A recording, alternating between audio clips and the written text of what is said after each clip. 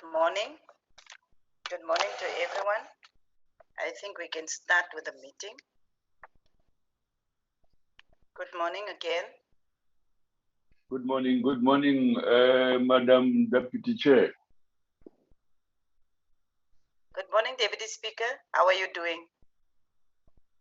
No, I'm good. Good morning, Deputy Speaker. Good morning, Madam Deputy Chair.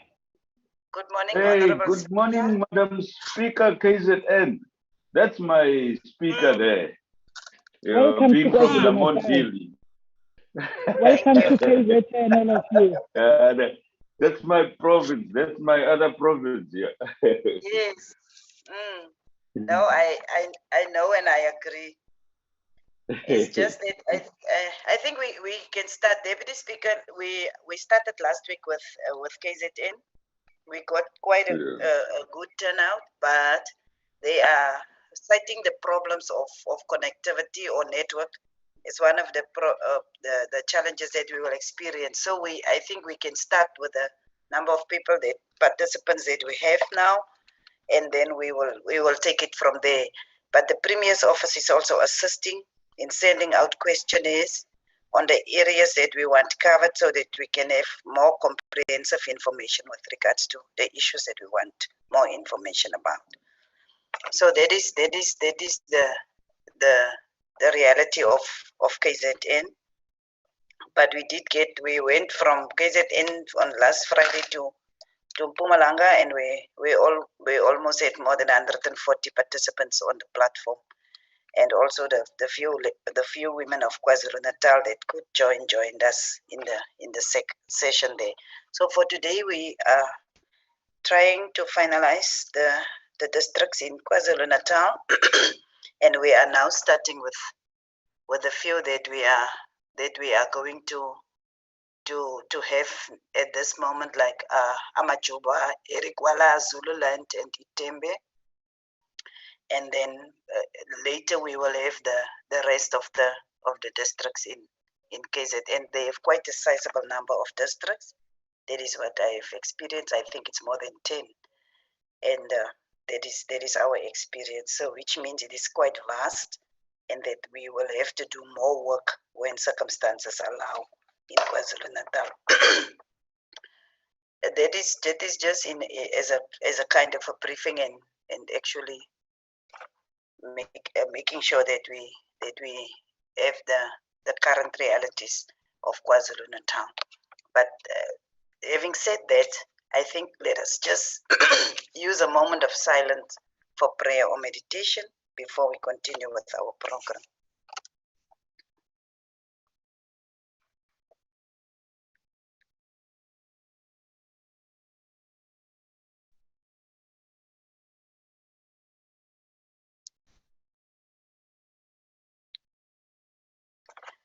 Thank you very much. And I will immediately give to Honorable Boyce to welcome all of us. You will be welcoming us today in our beautiful province, the Golden Banana. Speaker Boyce. Good morning, Deputy Chairperson, Honorable Lucas, and good morning also to the Deputy Speaker, Honorable Noli. I want to welcome you to Kwa-Zulu Natal once more. I want also to give special greetings to the members of the Kwa-Zulu Natal legislature that are amongst us, the chairperson of the CWP branch, the chairperson of the Women's Caucus, the chairperson of the Quality of Life Standing Committee, the chairperson of the Social Development Portfolio Committee. The municipality representatives, the mayors that are here with us, the stakeholders from throughout the relevant districts that are with us, the guests, I greet you all and welcome you to Kwa-Zulu Natal. I would also like to thank the Parliament of South Africa for inviting me to give the opening remarks in this historic Women's Chapter review session. This is the first session, this is the second session out of the 3 sessions that we have. Already last week we had our first session, and today we are gathered again under the theme that is saying 25-year review of the Women's Charter for Effective Equality. The theme speaks directly to the preamble of the Women's Charter adopted in 1994, where it says, "We, the women of South Africa, claim our rights. We want recognition and respect for the work we do in the home, in the workplace, and in the community. We claim full and equal participation in the creation of a non-sexist, non-racist, and democratic South Africa." As we gather here in the second visual session to discuss the impact of the gender pay gap in advancing gender equality as the KZN province, we are cognizant of the important role that all women should play in uniting our thoughts and efforts. This is also particularly important in a province like ours, with the largest proportion of females to males. And whilst we also acknowledge that we have made great strides to achieve gender equality, we also further are aware that more can be done and it must be done. As a province, we have been hit hard by the novel COVID-19 pandemic, and even the limited gains made in the past decades are at risk of being rolled back. The pandemic is deepening pre-existing inequalities, exposing vulnerabilities in social, political, and economic systems, which are in turn amplifying the impact of the pandemic. Across every sphere, from health to the economy, security to social protection, the impact of COVID-19 are exacerbated for women. Whilst, Madam Chair, I will not dwell on this, but it is important that we take cognizance of the effects of this pandemic to women, and also go further maybe to ponder on the effects of all international pandemics to women in the communities and societies that we live in, taking stock of those that have come before this so that we may be prepared for the future international pandemics that may still come. Sessions like these must enable us to craft ways of holding the spheres of government accountable on implementing gender transformation and leadership to ensure gender equality. When we speak of effective equality, we must ensure that government programs for gender wage equality have clear indicators and baseline data for us to see progress made. We must acknowledge that we have progressed, of course, in a number of areas to improve the position of women in society. This includes political representation, education, and health, where milestones have been made. However, we are still struggling in areas of the economy, and we must aim to champion economic justice for women. And in this regard, the issue of women's empowerment, economic empowerment, of course, should be central in our policies, in the regulatory reforms and in dramatic interventions. Looking, of course, also on the strides that we have made in the political landscape, we should also look and assess how far the representation of women, both in the Kwa-Zulu Natal local government and provincial legislature, is faring. How are we faring comparatively to our male counterparts? Is this then indicative of a field that is equal? Is it reflective of the fact that there are more women that are taking part in politics, in party politics, and including on voting? I just want to throw it out there, Madam Chair, to us as women. Just as recent as 2020, statistics confirmed that there was a gap in remuneration between men and women. Statistics also showed that education played an important role in the emancipation of women. And there is evidence that women with tertiary education are moving up the structures and catching up with males. Women emancipation is a very important aspect of the road to gender wage equality. Women are always in an adverse situation, be it at work or otherwise.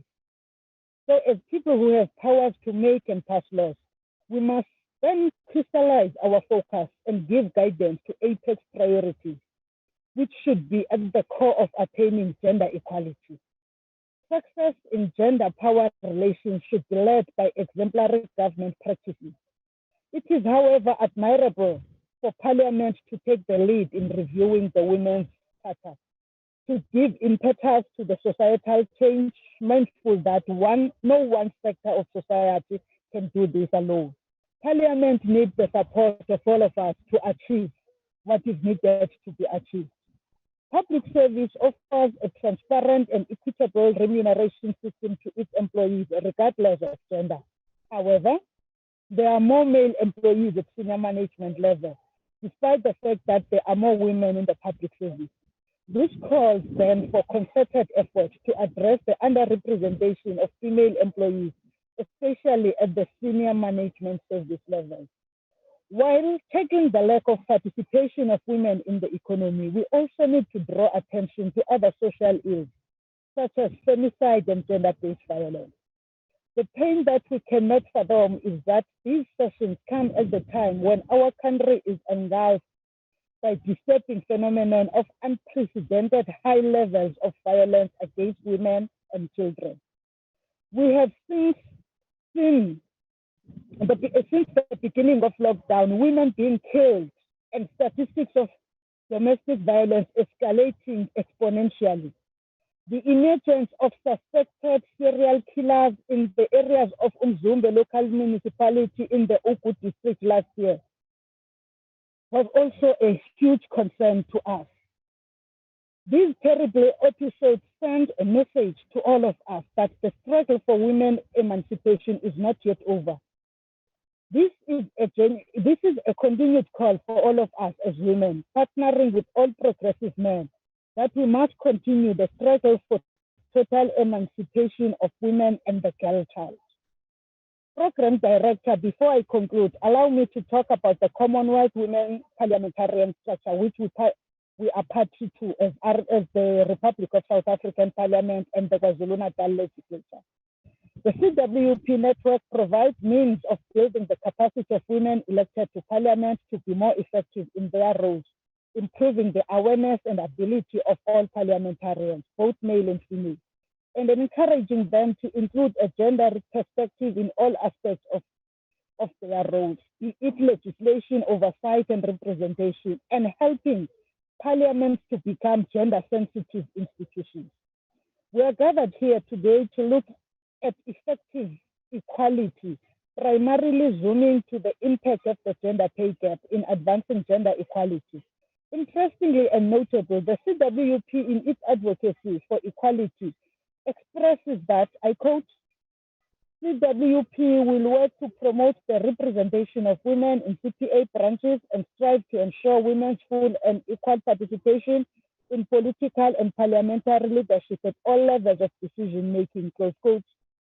I'm seeing linkages in what we are doing here today and what CWP structure is endeavoring to achieve in all branches and countries that are members to the CPA.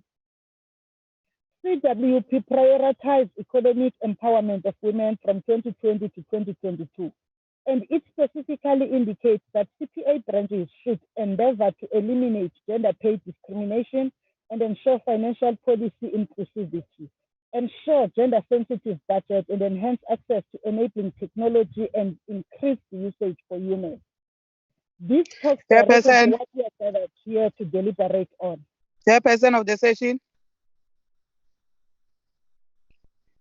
Chair of the session. Honorable Matebula. Yes, Chair. We've got the problem of sound. I don't know. It's very cracky. We can't hear a speaker very well. Yes, Honorable Matebula, that is the issue of the network that we have explained right before we started, that we do have the kind of challenges. And I think she's quite, at the moment, she's quite audible, but also for yourself as a member, at least you will have the privilege of receiving the transcripts of all the presentations and all the things that have transpired here. So I think, I'm sorry, we want to apologize, but all of us know that we always have problems, this kind of problems with the network. Chair. So we will just ask the Honorable Boyce if you can possibly close your video, and then let us try to see whether the audio will be better. Thank you, Chair. Thank you. Thank you, Honorable Chair. You may continue, Honorable Boyce. Please continue. Thank you, Chair. CWP prioritized empowerment of women.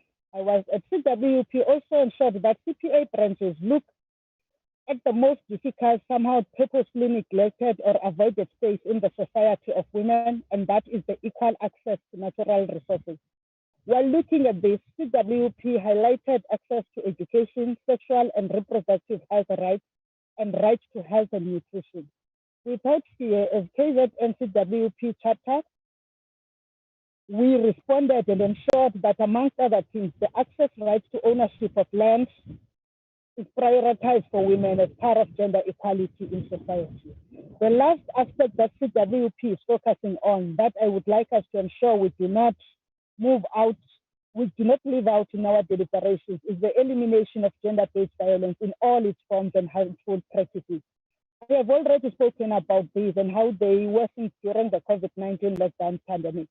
As women in South Africa and the world, we face and continue to experience the double pandemic, COVID-19 and gender-based violence. I'm happy to indicate that as the KZN chapter, when reviewing the CWP strategy, we made submissions calling for advocacy for policy change, legislation on gender-based violence and stopping violence against LGBTQI. In KZN in 2019, we held consultative sessions with sex workers and LGBTQI communities during the 16 days of activism campaign. This year, 2021, we have elevated this into part of annual engagement, and we will hold LGBTQI and sex workers symposium. We are forming partnerships with structures representing both sectors towards ensuring effective equality of everyone in society, regardless of their gender or sexual orientation, age, race, employment, and status. The legislation of Kwa-Zulu Natal has embarked in various programs, also through both the Women's Caucus and the Standing Committee on Quality of Life. Beyond the annual Women's Parliament, the Quality of Life Standing Committee has worked in uniting women formations through initiatives that are a follow-up program to the Women's Parliament, including dialogues that are held with all women formations of the parties that are represented in the Kwa-Zulu Natal legislature. These are made to ensure that they foster unity between women in politics and also in garnering support of women that might be facing other predicaments, including in visiting Umzumbe during the time that they were found to be facing the fears of the serial killers. The same committee has, in an attempt to also further curb gender-based violence, held young women and young men symposiums during the Youth Month of 2020. Their activities also included partnerships with traditional leaders, especially those who are women, in a quest to fight the use of tradition and culture to ensure that there are no stereotypes that are used as a scapegoat for gender-based violence. This was in reference to curb the use of abduction of young maidens to be married off to older men, in total distortion of the age-old tradition of Gwala.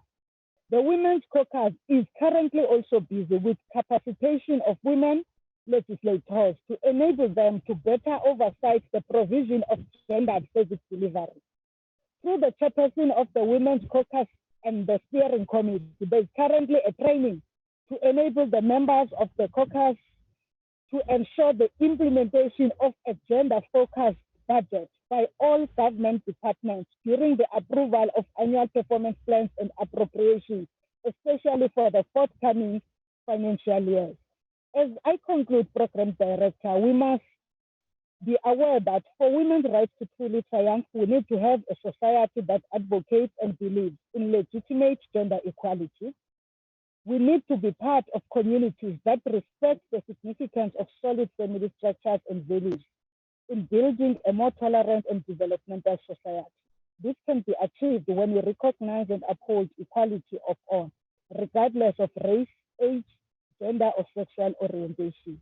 It is a call to recognize equity and fairness, and ensure that it thrives in all areas. And it is a call to end discrimination and violence.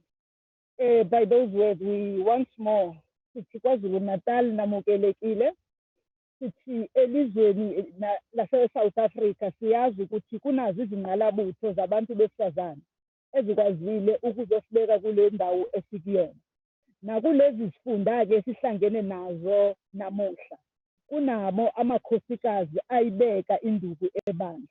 Sithi egameni lawo-ke namuhla sizokwazi ukuthi siyibuyekeze kahle ithatha yabantu besifazana, sikwazi ukuthola uluvo olusuka kubantu besifazana uqobo lwabo, imbokodo eyayiyibambile, iqhubeke nokuthi isiphe ubuhlakani bayo.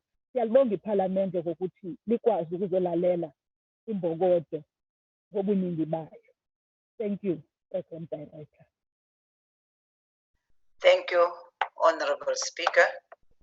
We will continue with the program, and before we continue, I would request the Deputy Speaker, if he can just, after I've made the contextualization, if he can take over the chairing of the program, and I will then come back later and chair the session with the mayors. So let me acknowledge the presence of our Deputy Speaker of the National Assembly, Honorable Lichisa Tsinodi, the Speaker of the Provincial Legislature that welcomed us here, and also give a context of the work that is being done under the branch of the Commonwealth Parliamentary Branch in Kwa-Zulu Natal, and generally members of Parliament that is present here. I particularly saw Honorable Matebula and the delegation, States SA representative, the commissioners, Commission for Gender Equality, the Commissioner of the Finance and Fiscal Commission. Ladies and gentlemen, distinguished guests, 2019 marked 65 years since the adoption of the 1954 Women's Charter and 25 years since the adoption of the Women's Charter for Effective Equality in 1994. It is depicting key milestones in history of women's activism, women's struggles, and the united fight by women against all forms of oppression and discrimination. It is 65 years to date that women have demonstrated a collective resilience to unite across race and political doctrines in order to fight against patriarchy and discriminatory laws and practices. This unity of purpose culminated in the adoption of the 1954 and 1994 charters respectively, with both charters serving as the backdrop to the development of a comprehensive policy and legislative regime. Women have continued to make remarkable strides through the advancement and adoption of a broad continuum of policy, legislative, and systemic advances. The 1994 Women's Charter for Effective Equality is providing us with both the scope and the context for the review and the analysis of the entire women's rights regime. The 2019 Women's Parliament initiated strategic discussions in the 6th Parliament around all matters of policy, legislation, and structural arrangements that pertain to women empowerment in South Africa. The provincial review sessions have taken stock and assessed the women's rights regimes in its entirety, including all policy and legislative instruments that are in place. The review process has also assisted in identifying policy gaps and received proposals for amendments. Review processes have also assessed the efficacy of structural arrangements in place, particularly as they pertain to the national gender machinery, the gender responsive planning and budgeting processes, and related matters. The review processes have been running over the course of 2019 and 2020, culminating in the product of a report outlining recommendations concerning policies, laws, and systemic arrangements in place, with the objective of setting the tone for crystallizing our collective response to all matters relating to gender equality. Patriarchy remains a defining feature of our society. We must therefore reaffirm our determination together as women and men to build a non-sexist South Africa. In order to do that, we need action and not only lamentation. We need a broad front of the women's organizations, the grassroots organizations of all kinds, feminist-oriented groups, researchers, faith-based organizations, traditional healers, and women involved in policy formulation and response plan. We need progressive and diverse women who are going to sharpen our understanding and collectively drive all processes to emancipate women from all forms of oppression and discrimination. The women in South Africa have definitely have a history of uniting across racial and party lines to lobby and advocate for the attainment of women's rights. The 1954 Women's Charter was a result of women's experiences, their needs, their expectations, and their demands. We applaud our government with its commitment to fight gender-based violence by strengthening the criminal justice system and also by introducing key pieces of legislation to make the justice system more effective in combating gender violence. The national strategic plan that we have, which among other things aims to promote women's economic inclusion, this means that the oversight role of legislative sector will have to be strengthened by building strategic partnerships across party political lines and with civil society movements in order to hold all those responsible for the implementation of the national strategic plan accountable. We really hope with the launch of the groundbreaking private sector-led GBF response fund, we will be able to turn the NSP into reality. But we must remember the struggle continues. So we therefore implore every South African to ensure we raise our voices in unity and undertake corresponding action to root out gender-based violence and femicide from our society and ensure equality for all, particularly between women and men. Thank you very much. We are going to give over to Deputy Speaker to continue leading the program as it is laid out for today. Thank you very much. Deputy Speaker.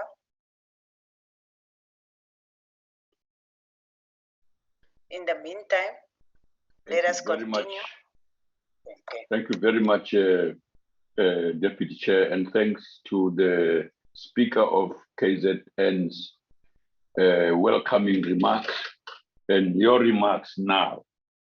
But because my political life owes its fundamental origins in Lamontville, in KZN, and Claremont, and places like those, I want to say that this work we are doing, we can attribute its necessity and the struggles of people like Dorothy Nyembe, Umam D, Umam Bokela, Trifina Jogweni, and Umam Flo, Florence Mkize from Lamontville, who I had the privilege to work along and be inspired by. They would be very proud of the continuing work that we are doing together to advance the cause of women and society as a whole through ways such as we are doing today. So Parliament, feeling that it is important, just to add a word or two, that we can't reach our goals in our constitution for a non-racial, non-sexist, and democratic, hopefully egalitarian society, if we do not concretely pay attention to the concrete needs of women to free themselves from exploitation, discrimination, from violence, that we must make all our institutions, public and private, sensitive and responsive to these calls, that we will not succeed unless we do that. And based on what we now know about what previous women did alongside men, progressive men, as the Speaker of KZN pointed out explicitly, because there are those who are still, quite frankly, if not completely reactionary, but completely backward, who we need to work with to understand equality of human beings as a whole, and that the review process is aimed to achieve that. Having said that, I would like to, Madam Deputy Chair, I'm just getting my systems proper here. It will take a second. SSA. Just a second here.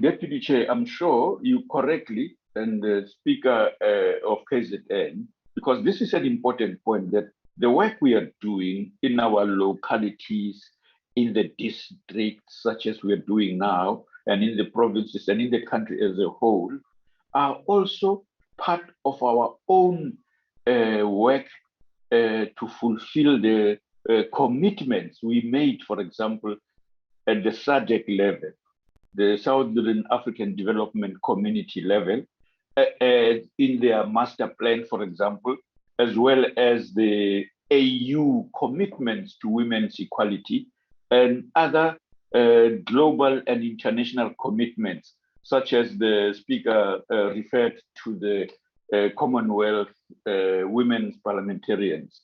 And so that is an absolutely necessary thing to always remember, that we are part of an international program and campaign to bring about equality in our societies. We cannot do it alone or on our own. In that sense, we are very sensitive to our global and international commitments. I wanted to emphasize that. Thank you very much. Let me now invite the next speaker. And this is according to this list here. Let me just see. The Office of the Statistician General. I think I see Faisal Mohammed from Stats SA. Is he who's going to do the presentation first to provide us a global picture of the concrete reality as they have measured it, or is that someone else? No, yes, Chair. It's solely from State SA. Oh, sorry, Mulai. Sorry. No Go ahead. Yeah. I feel comfortable now. You see, not that I was not comfortable, but it is always good to have other men present with me in these meetings. It's important that we must show that we are. Thank you so much, Chair. Morning, colleagues. Yeah. I hope you can hear me and you can also see the presentation. Yeah, it looks visible, yeah. Okay, thank you, Chair.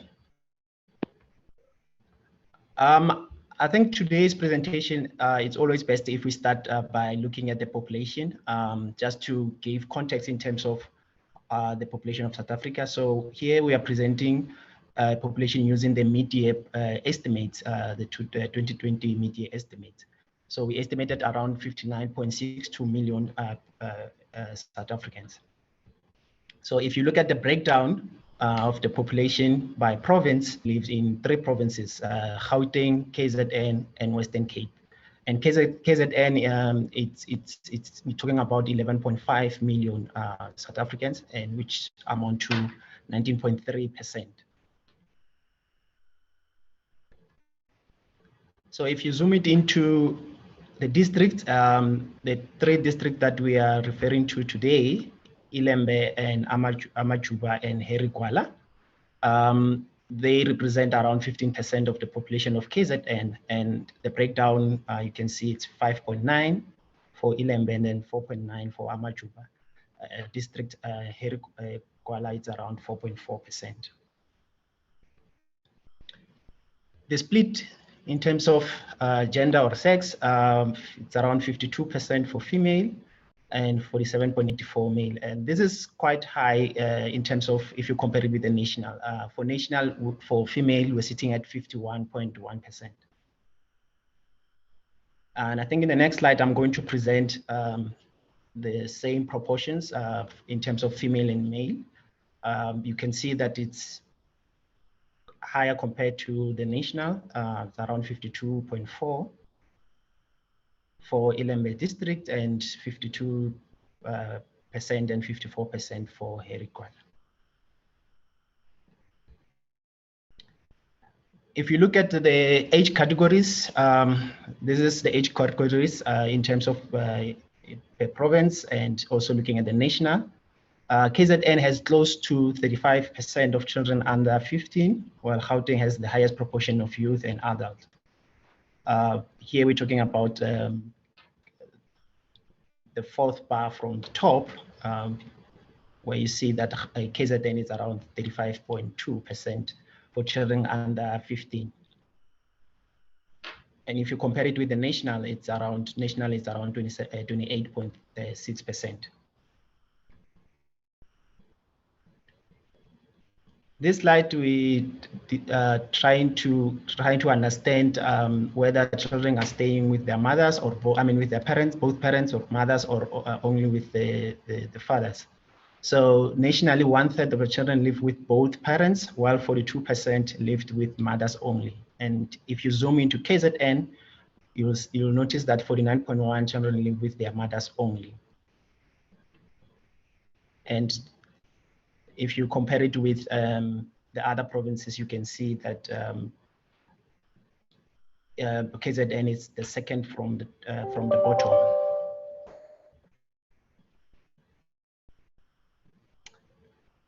Looking at this indicator where we are looking at the headed household, this is the female headed household vis-a-vis the male headed household. 41.8% of female headed household in KZN don't have any employed household member. So if you compare it with the male headed household, let's zoom into KZN, 20.7% of the male headed household, they don't have anyone employed in an employed household member.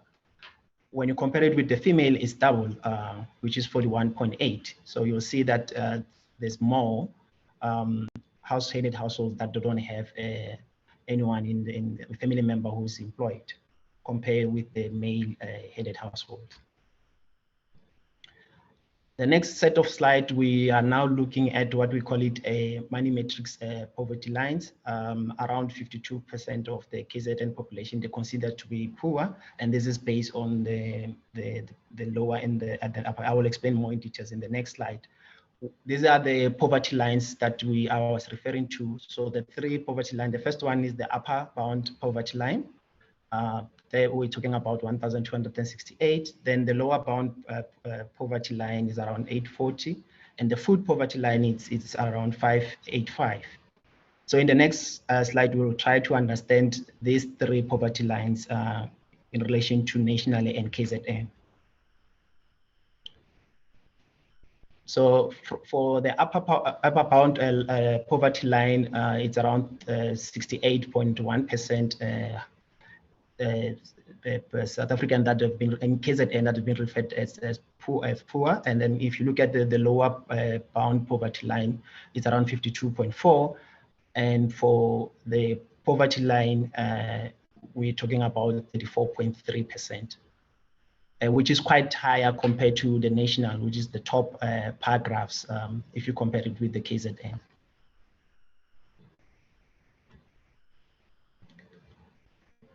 So the other indicator that we always use when coming to trying to understand poverty, we have what we call it the multidimensional poverty indicators.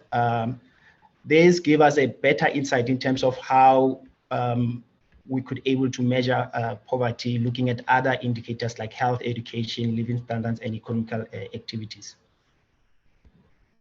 So if we're using the multidimensional poverty, you can see that KZN has the highest level of multidimensional poverty than the national average over the 3 periods. So the 3 periods that I'm referring to, the 2021 is those census points, and the last one, which to 2016, is our community surveys.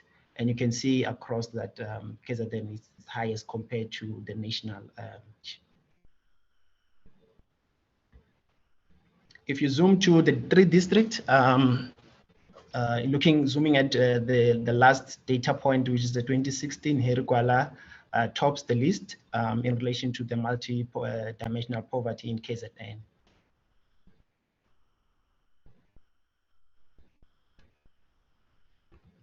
Sorry. So let's zoom into the drivers of the poverty. You can see that the main driver here is unemployment. If you look at the first point in 2021, it's around 33.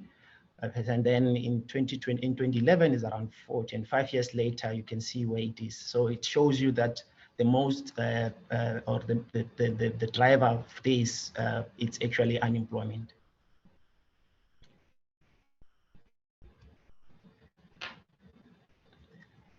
In terms of the source, could see that salaries is still the biggest source of household income, but the remittancy and grant are also the second biggest source of income. And this is where you send remittance here. We're referring to when someone is sending money home for granny or for the kids or for the family members. So you can see for KZN, it's around 12%, and then the grants we are talking about 23%.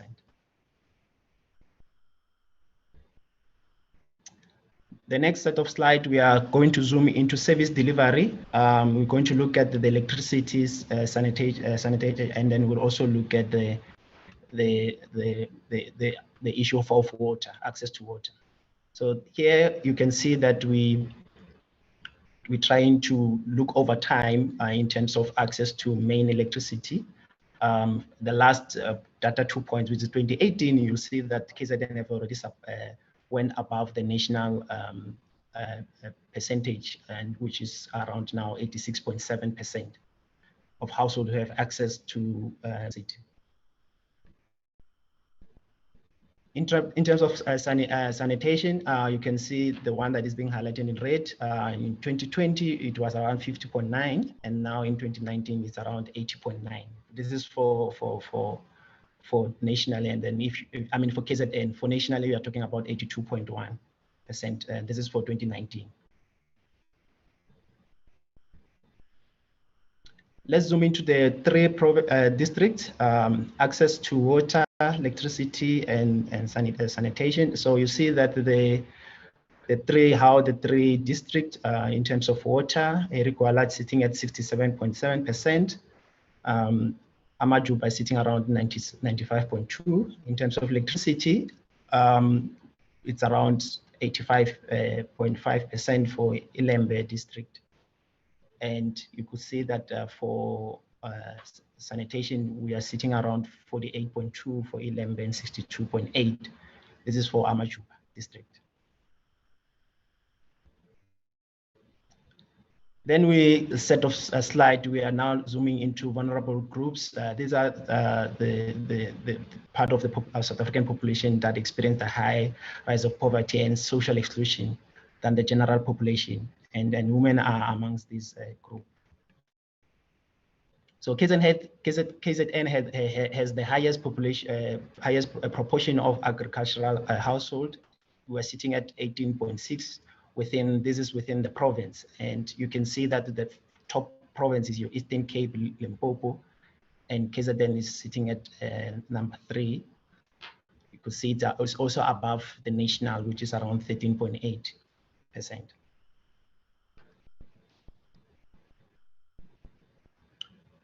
In this slide, we are looking at the 3 districts, comparing them with the province.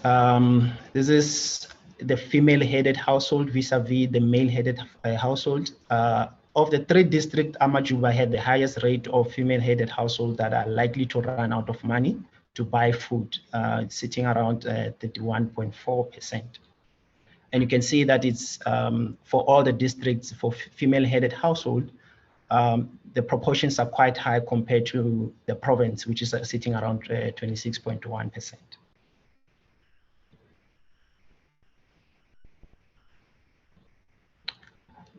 Here we are also doing again a comparison in terms of male and female headed households. So at 15.6%, KZN has the second highest percentage of female headed household that reported suffering from hunger. And you can see if you provinces and also with the national. National is around 11.6, and the province is sitting at 15.6%. We are going to now go through the gender pay gap. We are using one of our survey, which is the Quality Labor Force Survey. We are going to zoom into the median monthly earnings. And here we are looking at the national. In 2018, women's median monthly earnings were 76%. And this is comparing to the male monthly earnings. So you can see that over time, if you compare from 2013, it was sitting about 71%. Now we are sitting at 76%. I think in the next slide, we're trying to break it down in terms of province. And you can see that the KZN, we are sitting at 71.4%. This is the female earnings when you compare it with the male. And if you compare it with the other provinces, you can see how are we comparing. Experience of violence. 1 in 5 partnered women has experienced physical violence by a partner. Here, there is that the 2 indicators is ever experienced or in the past 12 months. So you see that the physical violent forever experience is around 21%. And in the past 12 months, using our South African Demographic Health Survey, we're sitting at around 8%. In terms of sexual violence, it's 6% ever experience. And in the past 12 months, we are talking about 2%. Ever experience of partner violence is lower in KZN for physical violence and of sexual ever. So if you compare it in relation to other provinces, that's where now you see the comparison, the last bar, which is the KZN one in relation to the other provinces.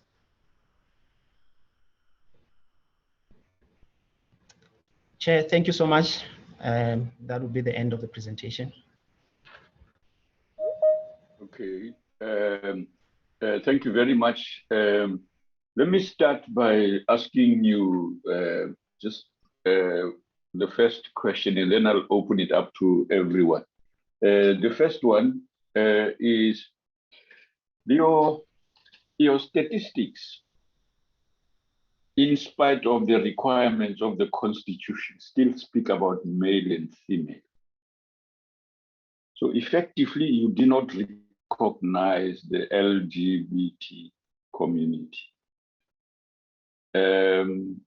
So how do you explain it?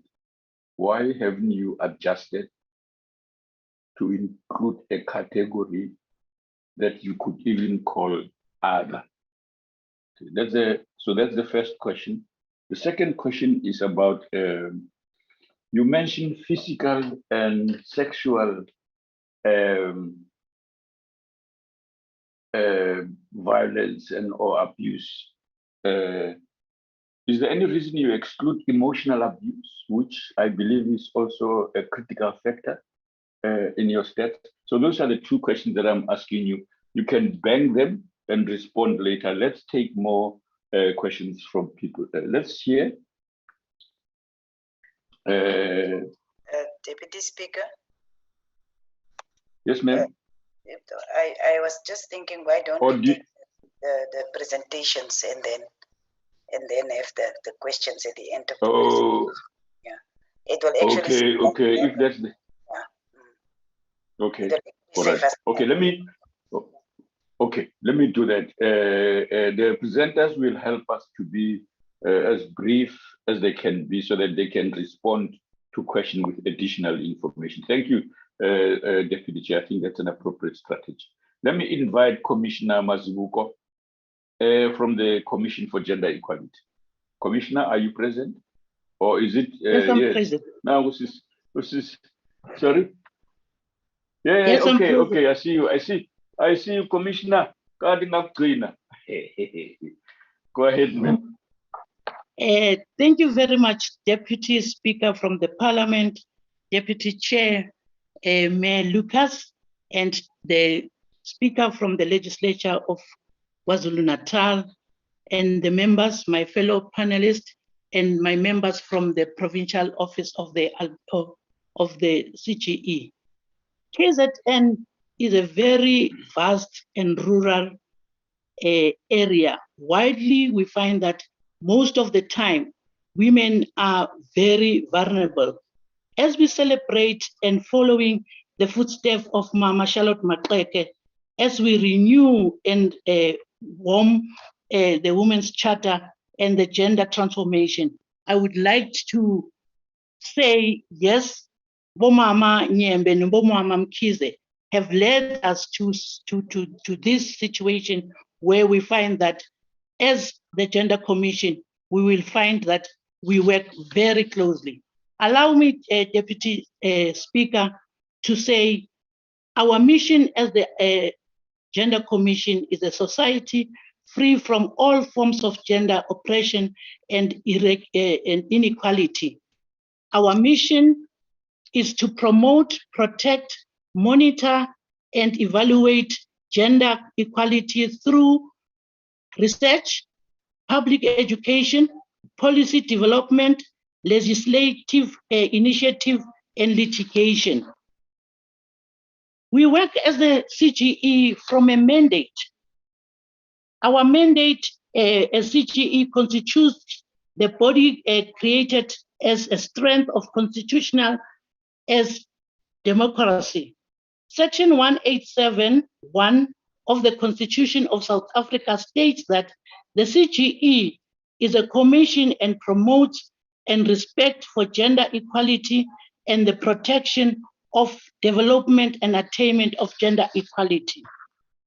Our mandate as CGE is we have power to regulated by national legislation necessary to perform its function, including the power to monitor and to evaluate legislation, policies, and practices of the state, statutory bodies, and private business, and as well as indigenous and customary laws, and practices research and make recommendations to Parliament.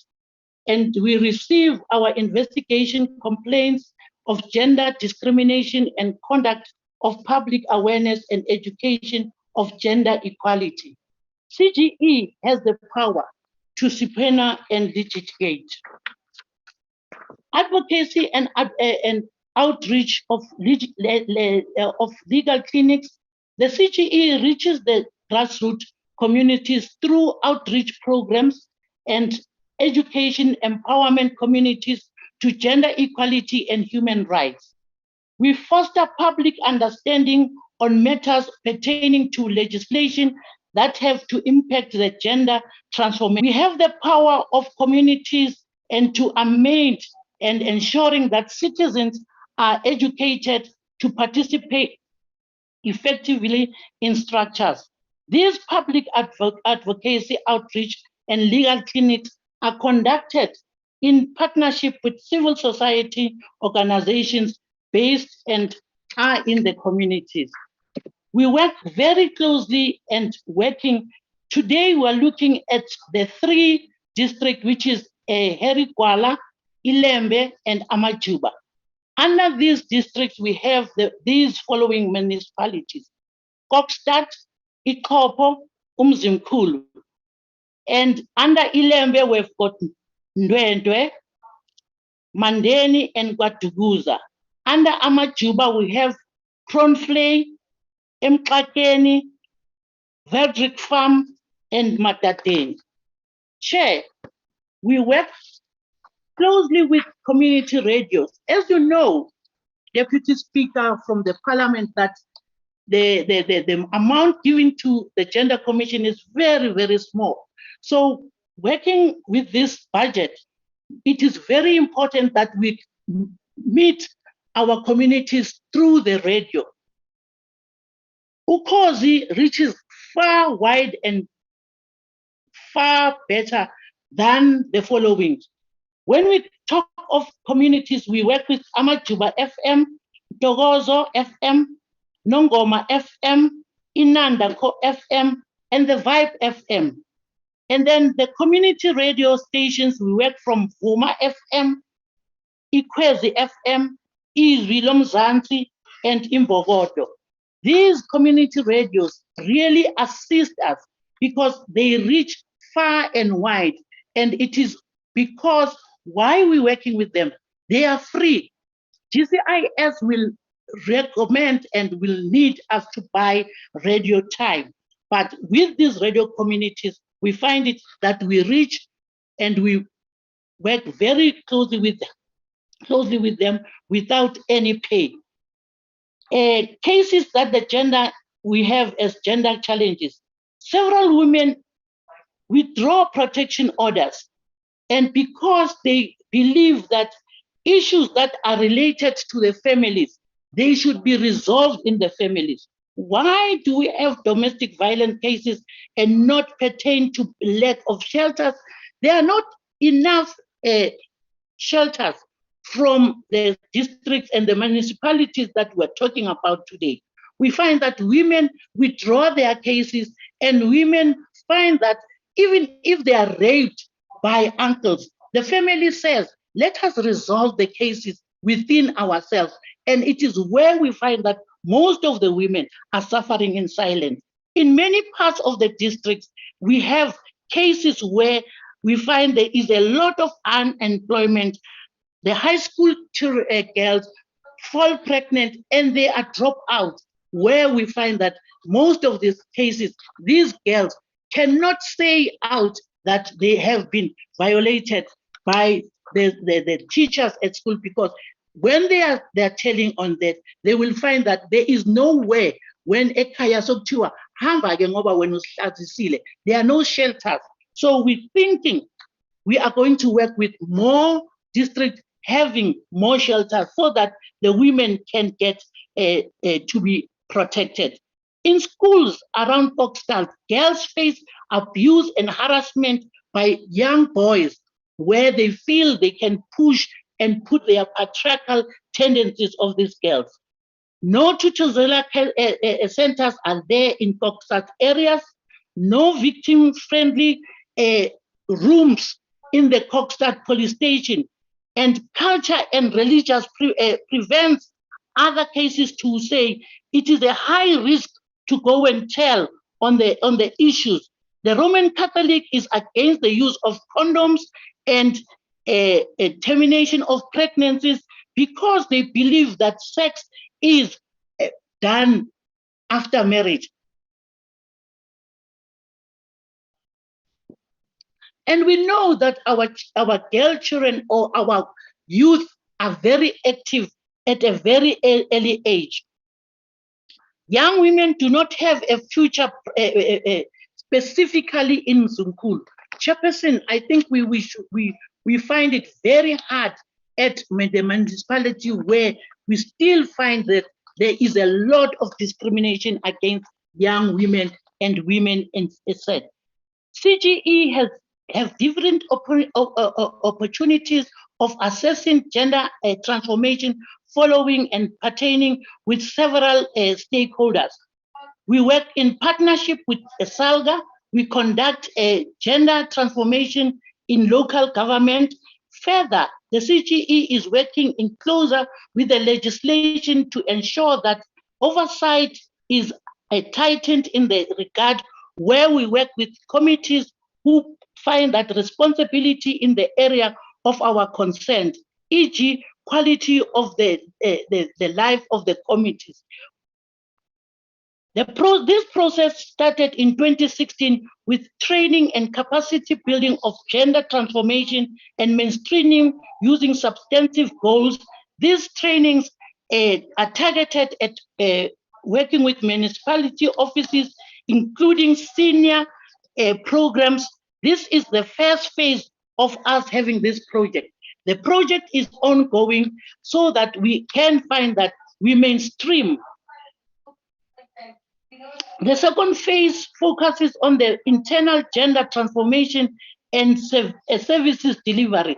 This promotes the use of gender mainstreaming approach in planning, budgetary, and implementation of policies and the M&E service delivery of local government level. Municipalities do not always become available and willing to respond to the gender outcomes audit from local municipality working with CGE. One other limitation is the issue of resources with CGE itself in terms of personnel undertaking this task. As a result, that it is a small target that is reached in the year. The municipalities taken through gender mainstreaming capacity are the following. Greater Kokstad local municipality, where we find that it is very difficult working with a Kokstad. As I've said in the beginning, that we find that most of the time, when you go to the police station, personnel of SAPs don't, take you as laissez-faire, where they feel that it is a favor that they are meeting. We have met several times with them, we have made several appointments, but finally, we have started with the municipality. We are going to work closer with them. Umzimkhulu local municipality, it is very difficult to work with this special municipality, where we find that the building itself is not user-friendly. Deputy Speaker, I heard you speaking about the LGBTIQ people, which are vulnerable groups. The disability sector is also ignored, where we find that at Mzimkhulu municipality, the building is not user-friendly. There is no ramps, there is no lift. The buildings still have staircases where people with disabilities cannot go from the first floor. And let me cite that the very person who is a gender official is a person with disability. The person cannot move from one floor to another. Then we're saying as the CGE, let's look into this issue where we find that women with disability are still discriminated upon. The Gwala District, Umzimkhulu and Greater Kokstad municipalities, these two municipalities, we have worked with them. The gender analysis at Mzimkhulu local, the IGP, and presented its findings and recommendations to the municipalities, and the management needs lots to be done. This session is attended by most of the people, members of the council, administrators, personnel who do not have powers. Most of the time when we call meetings of the municipalities, we find we are sent lower officials where they cannot even take a decision. Allow me to say the role of the council is exercising oversight on the performance of the municipality was highlighted, and members were empowered to discharge their duties. And CGE is working very hard to get its mandate, and there is no gender lens in these two municipalities. The Gwala district also has the issue of not working very closely with us. CGE hosted 2 training sessions in gender mainstreaming framework, and we are looking to working with them very closely. Chairperson, 2020 has given us a drawback. We all know as a country, as the world, that COVID-19 has derailed most of the issues, and that has hit hard on women, as knowing that we had to be staying at home and nothing has been done in those 2 areas, Umzimkhulu and Kokstad. Let's go to Amajuba district. The CGE respected and call of public participation on the IDP Amajuba district municipality and submitted inputs and recommendations. Draft of the IDP was analyzed and its findings and recommendations were presented to the municipality by CGE. Commitments have been taken to say we are going to work very closely with this municipality. We have done several policies with them, the employment equity plan, the sexual harassment plan. Currently, the municipality is incorporating CGE recommendations into the review of the IGP. Let's look at Kwa-Zulu district. The CGE conducted several analyses at Kwa-Zulu local municipality, where we find that at the end of 2020, plans of engagement were distributed to the impact of COVID, and we are looking at challenges that we find with the IGP. The municipality has most 3 senior management who are critically the gender mainstreaming processes to COVID-19. Each time we wanted to go and meet them, even virtually, the municipality had a lot of people who suffered from the COVID-19. What are the challenges that are relating to the transformation and the mainstreaming of the CGE? We find that informal traders as women, they could not trade the women because we were all locked down. And most of the women, as we have seen from the state SA, that women in these municipalities get to have their own businesses. And we must say as CGE, the impact of COVID has impacted on the people where they didn't get even support. The municipality, we hope that as we are having a level 3, women will be going out. They are not getting any funding. Persons with disabilities empowerment programs are not funded in most of the cases. These municipalities do not employ. You can even look at their issues where we've had the district integrated analysis of their data. Women with disabilities do not feature even in their lowest section, let alone the middle management. Some municipalities still have no accessibilities to looking into the issues of disabled women, let alone the LGBTI women, persons. This is a lack of empowerment, equity, and equality plans and committees in most of these municipalities. This is what we find that most of the time, women are afraid to report sexual harassment cases. Why are they afraid? Because these cases take long to be looked into. The HR policies and the HR people, they themselves are not trained into the gender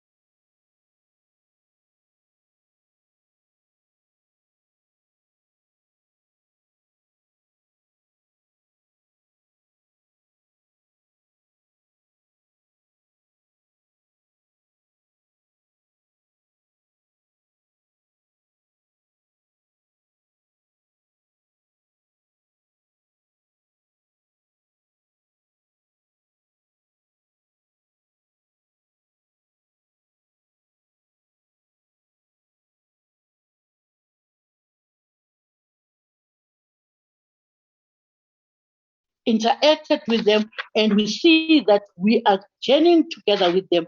Plans are based in us working together with these 2 companies, where we will see that women are given their latitude and gender equality is seen to. And Chairperson, when you started to say, we look at gender equality as a human being situation.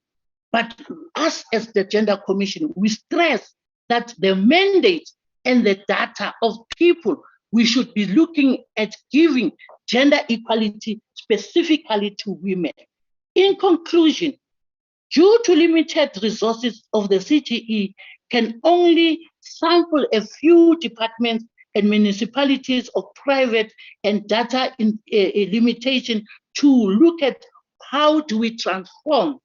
And as we are working in reviewing the Women's Charter, we think the economical dispensation is still a high concern, specifically where we see that GVP is concerned. Structural and systematic gender oppression is still present, as that we find that women are still afraid to report. It is very difficult for our young women to pursue a legal case when made to be looking at the police stations, where in the rural areas they are taken for granted, and they are told to say, go and look at the issue and you can solve it at home. Our young people are still find they are brutally killed. The GBV percentage is very high in KZN, where most of the cases are not even reported because people are afraid of victimizations. Our systems in the public sector needs a lot of engagement and be conducive to receiving immediate gender transformation. Employment and gender outlook is still not up to the scratch where we expect it to be. Deputy Chairperson, I think as we are working in KZN from the 12th to the 19th, day and afternoon, and we are still going to look at the issue of KZN. Let me cite it to say it is very pertinent that the Women's Charter be looked into specifically into the rural vastness of KZN. Yes, we find still that the gender gap is still huge. We still find that the woman still is looking at being transformed and gendered, but let's look at the public scenario. Let's look at the private scenario. Women are still struggling and are still afraid to speak up. Thank you very much.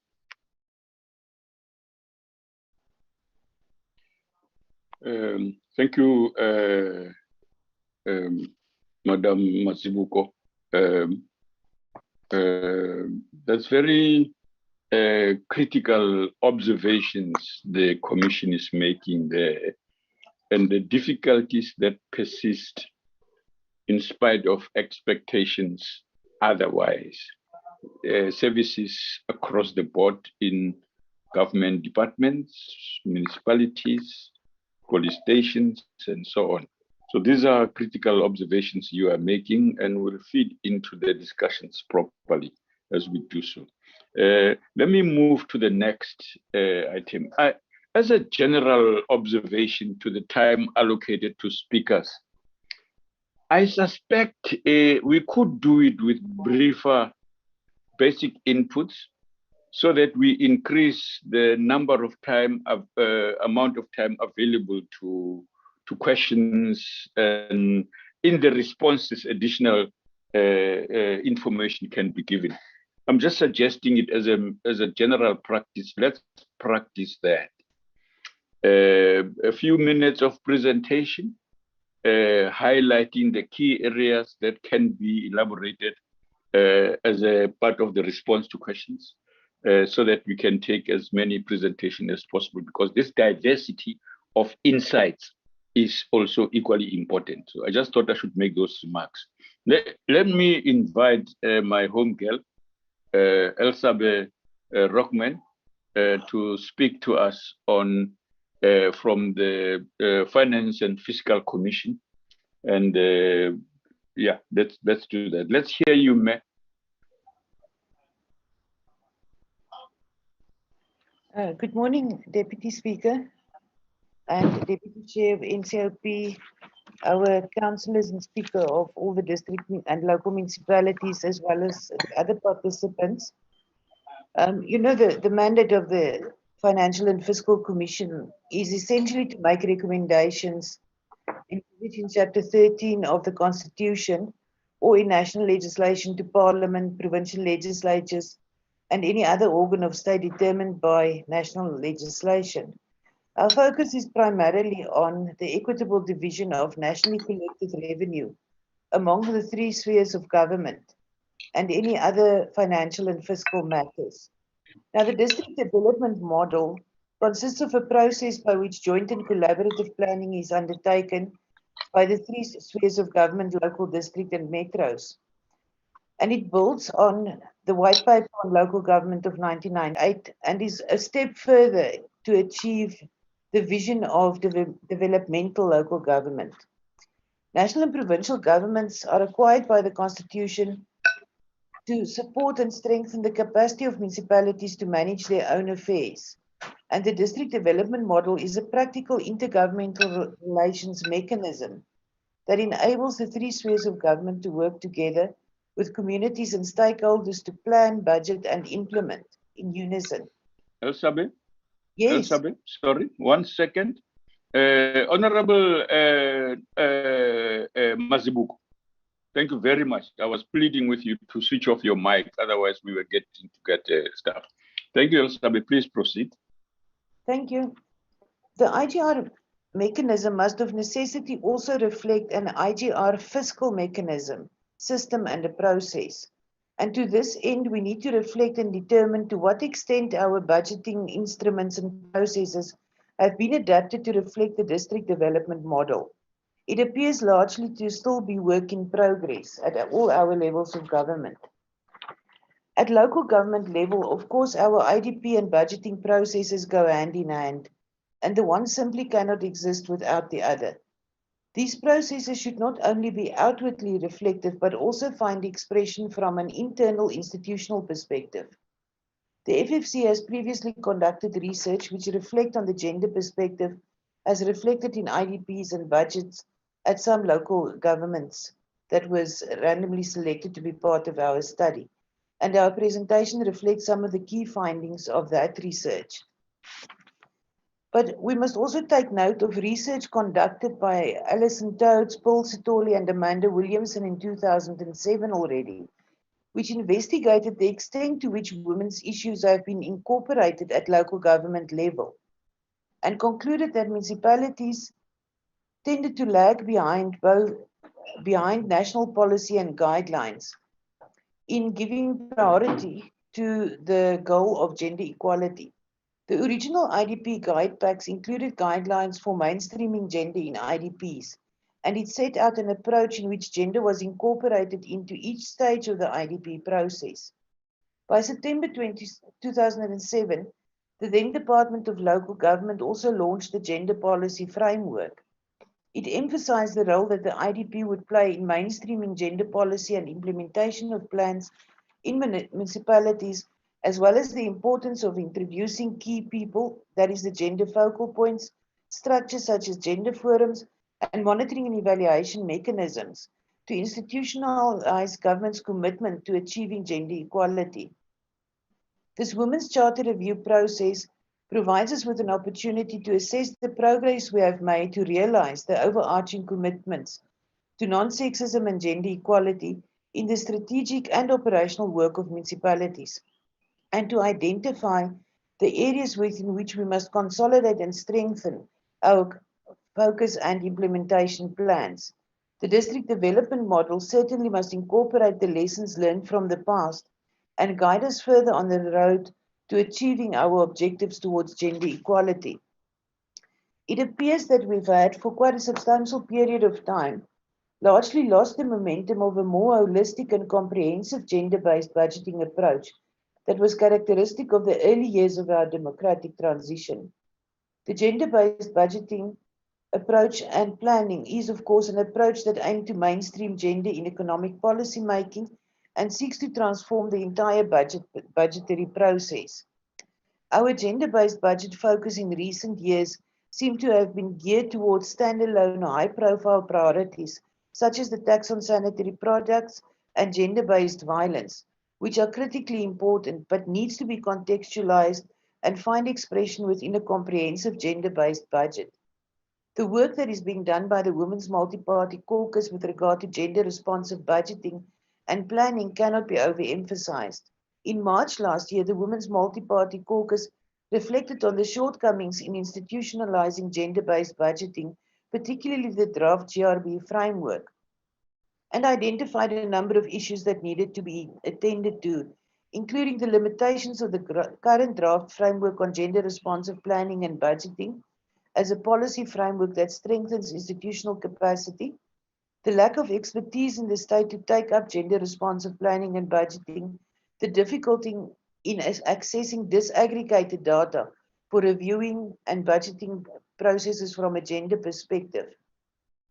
Of course, one of our key challenges remain to move beyond the theory to practical implementation. We therefore need to find a way to practically and publicly express a view on the correlation between our planning, budgeting, and public expenditure from a gender perspective in our democratic institutions of governance at national, provincial, and local government level. The voice of Parliament, the NCOP legislatures, and councils will undoubtedly assist in taking this narrative forward. There are also numerous informative precedents that have been set both in Africa, Europe, and the Americas that may assist us in enforcing a gender-based approach to budgeting. The FFC is currently conducting research in this regard that will form part of our next submission on the annual division of revenue. The realities of Black African female-aided households being the poorest of the poor, unemployment rates being historically higher for women than men, and gender inequality reflected in wage gaps must find direct reflection not only in the annual vertical division of revenue between the three spheres of government, but also within the horizontal budget allocations within national, provincial, and local government. Dr. Mkhululi will take us through our presentation. Nomondi, who has been part of us throughout the Women's Charter review process, is unfortunately ill, so Dr. Mkhululi is standing in for her. Thank you very much.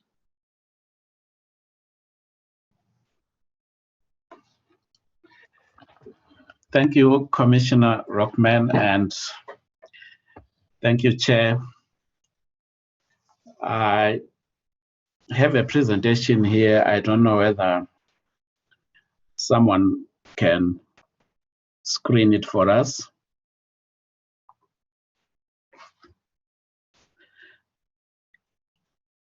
I don't have rights to share the screen this side, so I hope someone will screen it, but let me continue with the presentation, Chair.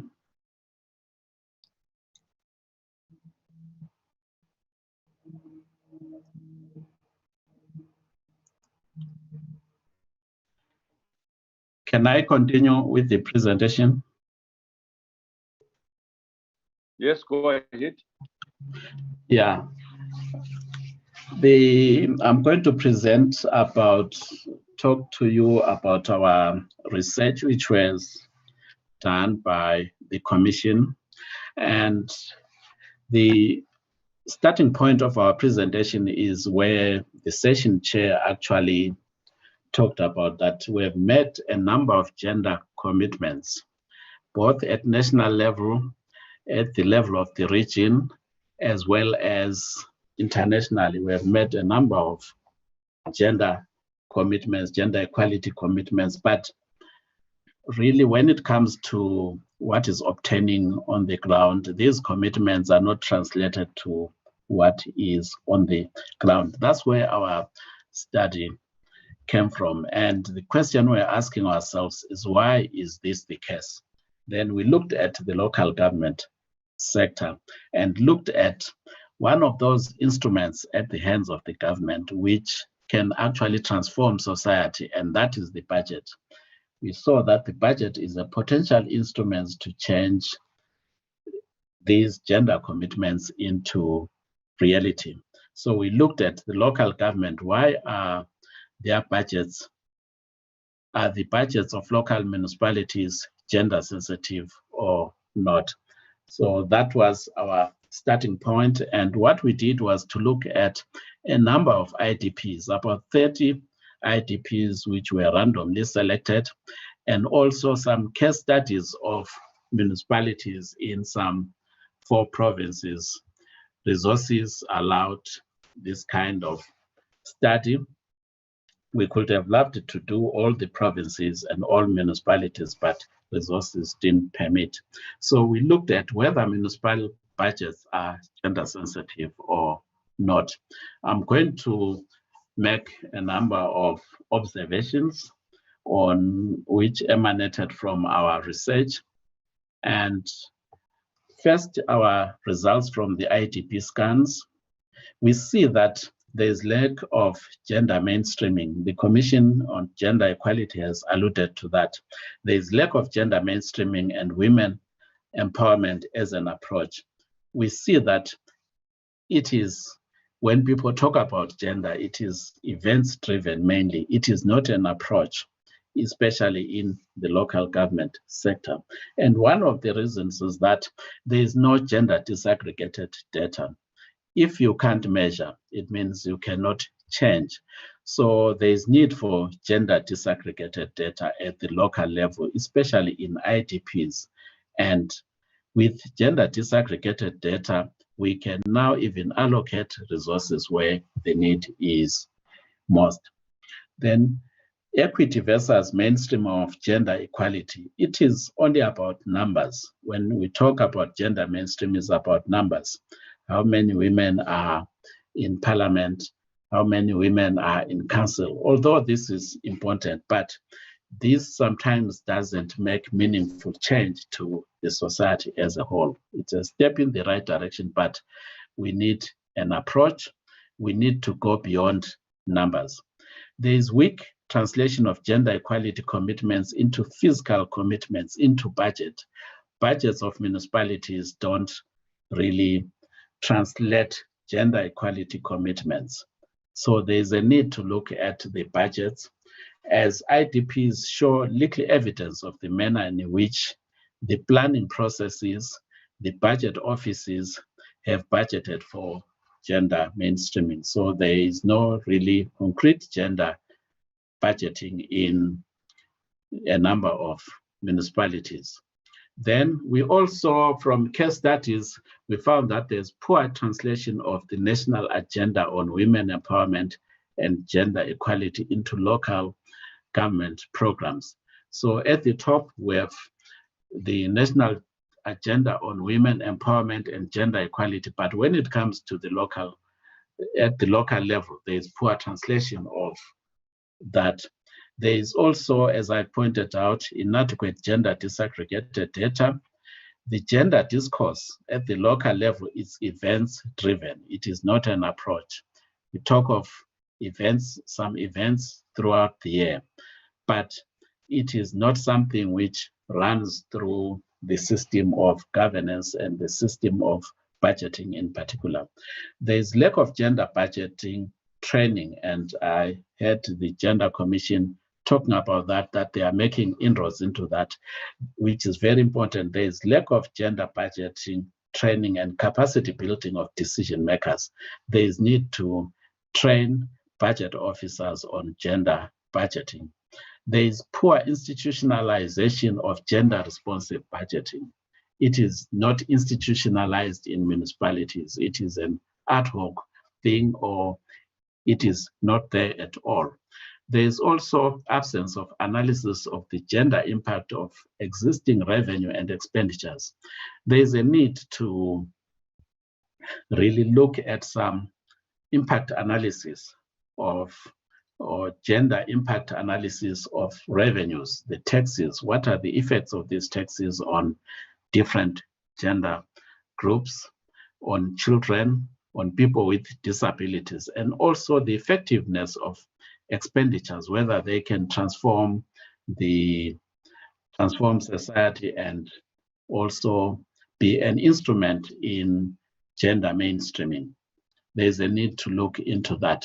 Then we also noted that there is an absence of an approved gender policy across municipalities. So gender is not institutionalized and there are no policies to effect that. There is absence of a municipal gender mainstreaming strategy in a number of municipalities, and personnel in management who make decisions and budget officers who track expenditures also have limited knowledge of gender mainstreaming. Gender equality indicators and the collection of gender disaggregated information is limited. You can see that from a number of IDPs. Then we made some few recommendations as the Commission that first, there is a need to run gender budgeting pilots in a few municipalities. So first, and evaluate results before wider application. So we can learn lessons from a few pilots, then implement these lessons to a wider local sphere. There is need to ensure municipal integrated development plans, the IDPs, that they institutionalize gender planning by sector. For example, in the water and sanitation, local economic development, there is need to institutionalize gender mainstreaming into a number of sectors, and also include gender disaggregated performance indicators in these sectors. There's also a need to provide guidelines for collecting gender disaggregated data for budgeting processes and ensure that municipalities have the capacity to analyze budgets from a gender perspective. These recommendations apply to national and provincial governments, that they should really assist the municipalities in gender mainstreaming, especially the provincial and national treasuries, as well as provincial and national COGTAs.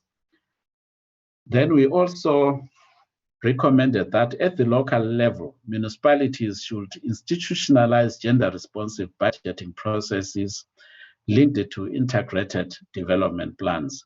Everything starts with IDPs, and within IDPs, there is need to spell out what are the gender commitments of that municipalities and how are they going to translate those gender commitments into reality in the form of a budget. Everything starts with the IDPs, then goes into the budget.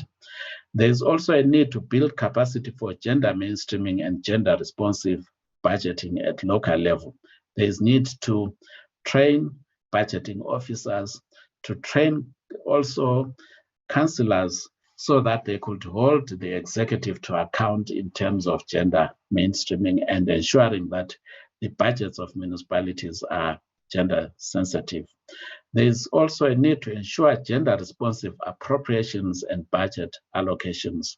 So if you train these officers and budget offices about how to allocate resources in a gender sensitive manner, and also train councillors to scrutinize this budget through the gendered lenses, then there is bound to be some really translation of nationwide commitments of gender mainstreaming into reality, as the session chair has alluded to. There's also a need to ensure gender sensitive public participation and consultation at local level, especially on the IDPs. Consultations on IDPs must be also gender sensitive. Consultations on the budget must also be gender sensitive. And looking at all these recommendations, government has accepted some of these recommendations. It is also incumbent upon legislatures to follow through some of these commitments by government on gender sensitive budgeting, that these commitments are actually realized on the ground. And briefly, Chair, that is our presentation of our study on gender budgeting, which we think is a potential sound instrument to transform society as a whole. Thank you. I hand over to Commissioner Brockman if she has anything to say. Your time has expired, members. Thank you very much. You did 2 presentations, so you can, those remarks can be made later as you respond to questions. Chairperson, are you here? Is it me now? Because next presentation is the case. And no, what I was asking was whether you're okay for us to then talk about. Yeah. I'm telling you, this is too much presentation. We need some discussion soon. So what I was contemplating is that we take a 5 minutes comfort break and then go into the question and answer session, and then do the municipal presentation that is next. No, Chairperson, you are in charge of the session, so you continue. No, members, maybe let's make it 8 minutes. Please don't log off. It's a comfort break. Stretch your body a little bit. You've been sitting for too long. It's not healthy. In the interest of a long and healthy life, do a stretch, take a few breathing exercises so that you get together. This is for 8 minutes. Sbonelo, you should be mounting a watch here, a clock that counts the 8 minutes. But otherwise, members can see it. We are at, let me just see, 8:46. Yeah, okay. At 54 minutes, you come back.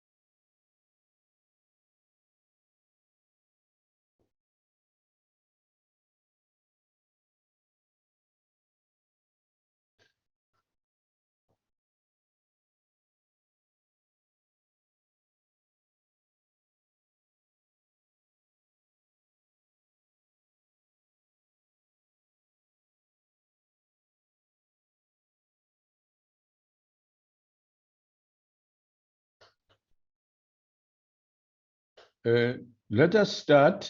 We are 1 minute over, or almost 2 minutes. Shall we start? We need to get the presentation from, we start with question and answers.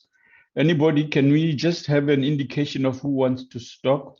Please use your system to raise your hand so that people who are assisting us can point out who's wanting to speak. I see Honorable Matapelo Suisa has her hand up. Please go ahead, whilst we are looking for others to do so, to show their hands if they want to speak. Go ahead, open your mic and speak.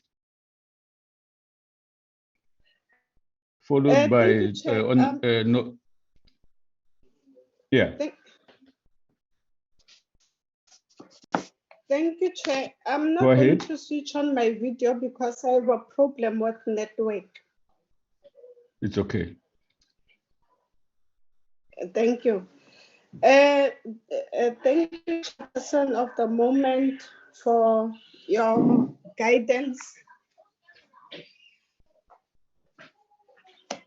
Chairperson, my problem is that patriarchy will be the order of the day in our societies because of, even if we can empower women, we are still going to have the same problem of that society has undocumented laws that are depriving women to be empowered, because women will still need to have the inputs from their partners. And another thing, Chair, for us to be able to assist our victims is only that if we get legislations into place that are going to actually assist our victims, and also for us to be able to assist the victims, to be able to protect them, and for us as individuals to be given to a legislation to be introduced whereby we will be able to open a case on behalf of the victim, because some of these victims, they do not want to come forward because they are afraid of what the families are going to do. And in the same breath, you find that families actually also victimize victims after they've opened cases whereby they will be emotionally abused, they will be financially abused. Some of them are even chased away from their families, from their homes. It affects the children negatively because of there is not enough support system within the families themselves. The victims become victimized by family members. We can do all of these things and train personnel in subs and do whatever, but they are still practicing patriarchy, especially when it comes to our police stations, whereby if a victim comes in and says, my husband has beaten me up, they still say, go home and try and sit down as a family and come to a conclusion. Our subs personnel and officers do not do enough to assist victims. The investigating officers, some of them become so negligent because they want to protect the perpetrator at the end of the day, that they do not do proper work, and which leads that the cases are thrown out of courts, they are scrapped off the roll. So we can do all of these things, but if patriarchy is still there, if people are not held accountable, if we do not have legislations in place to make sure that our victims are actually protected, because at this moment, the perpetrators are more protected than the victims themselves. We can talk about empowering women, but patriarchy is always going to bring down women to say that you do not, you can't do this, you can't do that, because society has these undocumented laws that they want to rule us women with. So only legislation will be able to deal with everything. Thank you, Chair. Thank you very much. Thank you. Honorable Nosisa to Josie.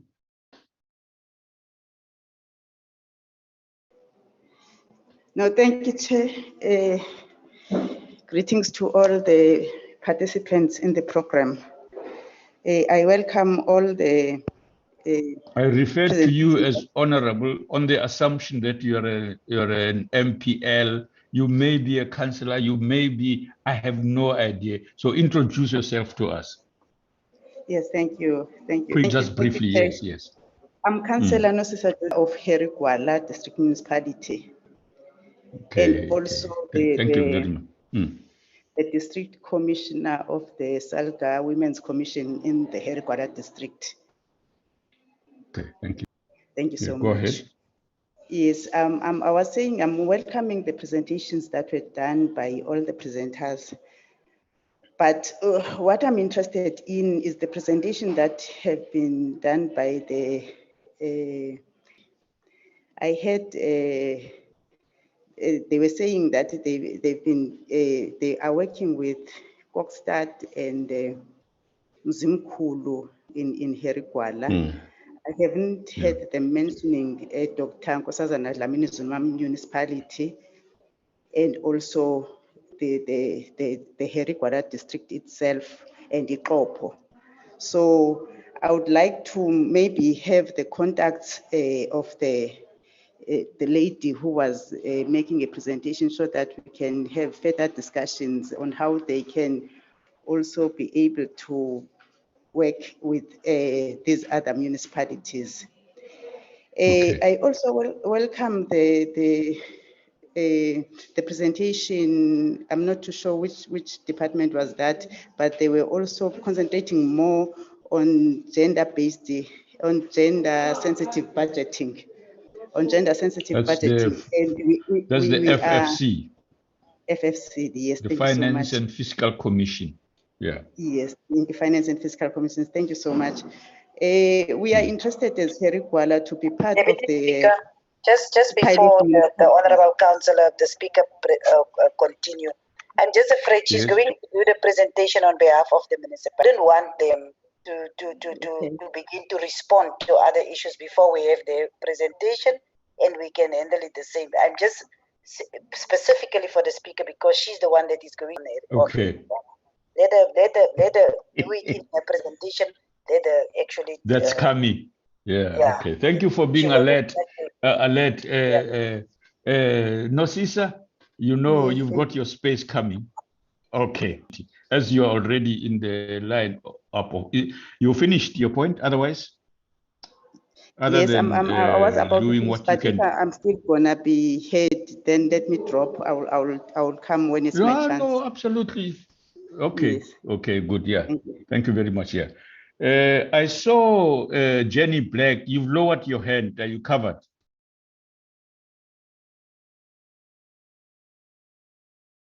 I'm covered. Thank you so much. The honourable lady from the EFF covered me correctly with regard to the police's response.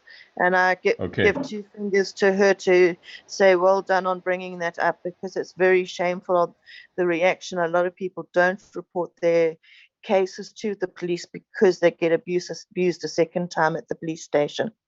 Okay. Yeah. All right. We'll come back to that. Yeah. Ngipile Mazibuko. Your hand is up.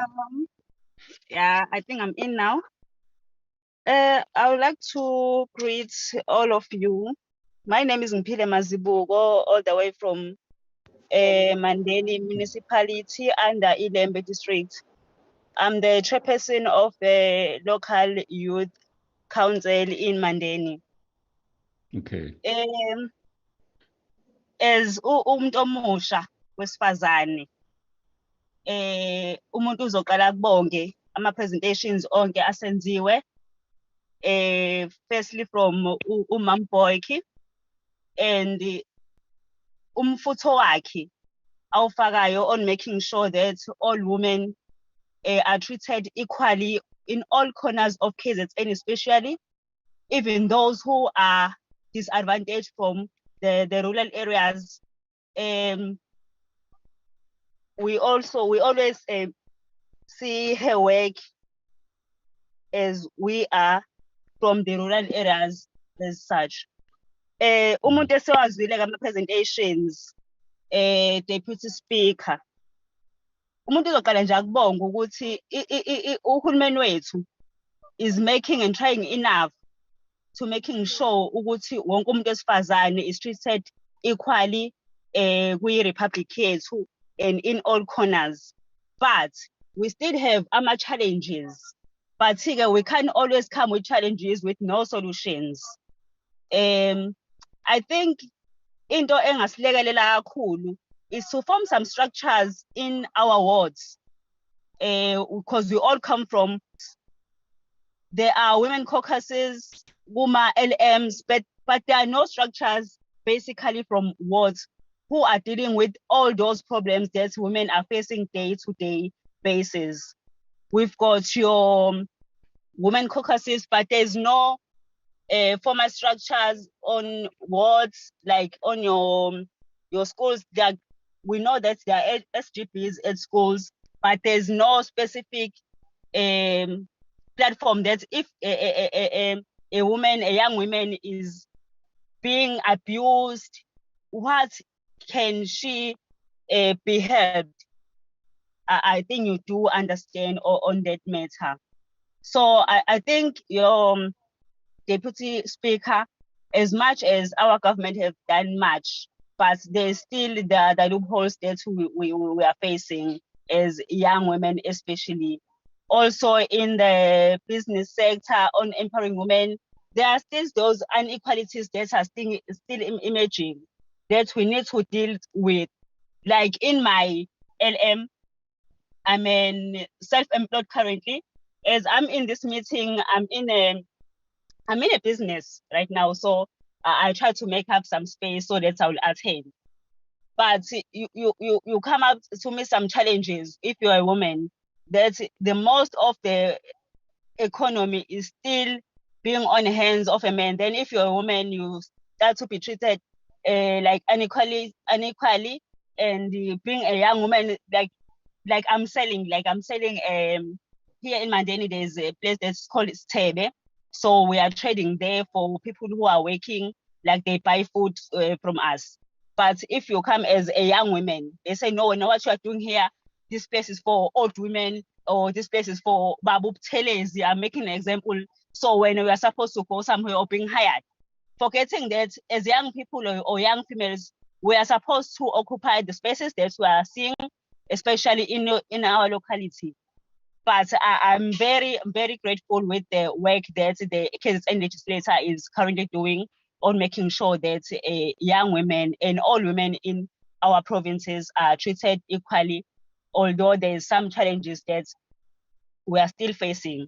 But I think with what is going on, but what I sympathize the most is that we must go onwards and form those structures where women can openly speak on and share their ideas. Thank you very much. Thank you, ma'am.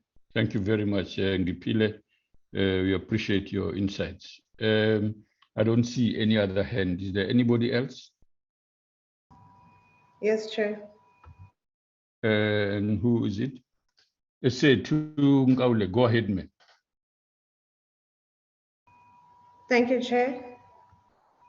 My name is Esetu Nkaule. I am the gender officer at Greater Kokstad Municipality.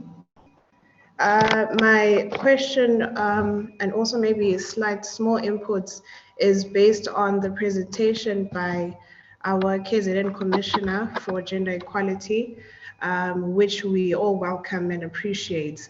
But there was just a few questions just one question actually that I have regarding that, wondering when the information was gathered for that presentation. The reason for my question is because the Greater Kokstad Municipality local police station has now started to have an office where they have a social worker from Lifeline. This is progress, Chair, with regards to working on getting a victim-friendly room. The name of the social worker is Bajabulile Jama. And I do have the contacts for that social worker in case maybe that is needed. So I would just like to state that, Uguti, that is progress that should be highlighted as a step towards getting into the right direction of having a victim-friendly room. And I just wanted to raise that because I think it is important. That is where GBV survivors are taken care of in a separate room, which is working towards getting the victim-friendly room. Secondly, I raised a point in the last session that we had, and this was with regards to the protection of women in public spaces. And it's something that I think we need to strengthen. She also mentioned it to Mamu Mazibuko when she was doing her presentation. Uguti, patriarchal behaviors have to be done away with, but it is not an easy task because it can happen in random places where controlling of those behaviors is difficult. This, for example, it can be in public spaces. Your taxi ranks where it is very prominent.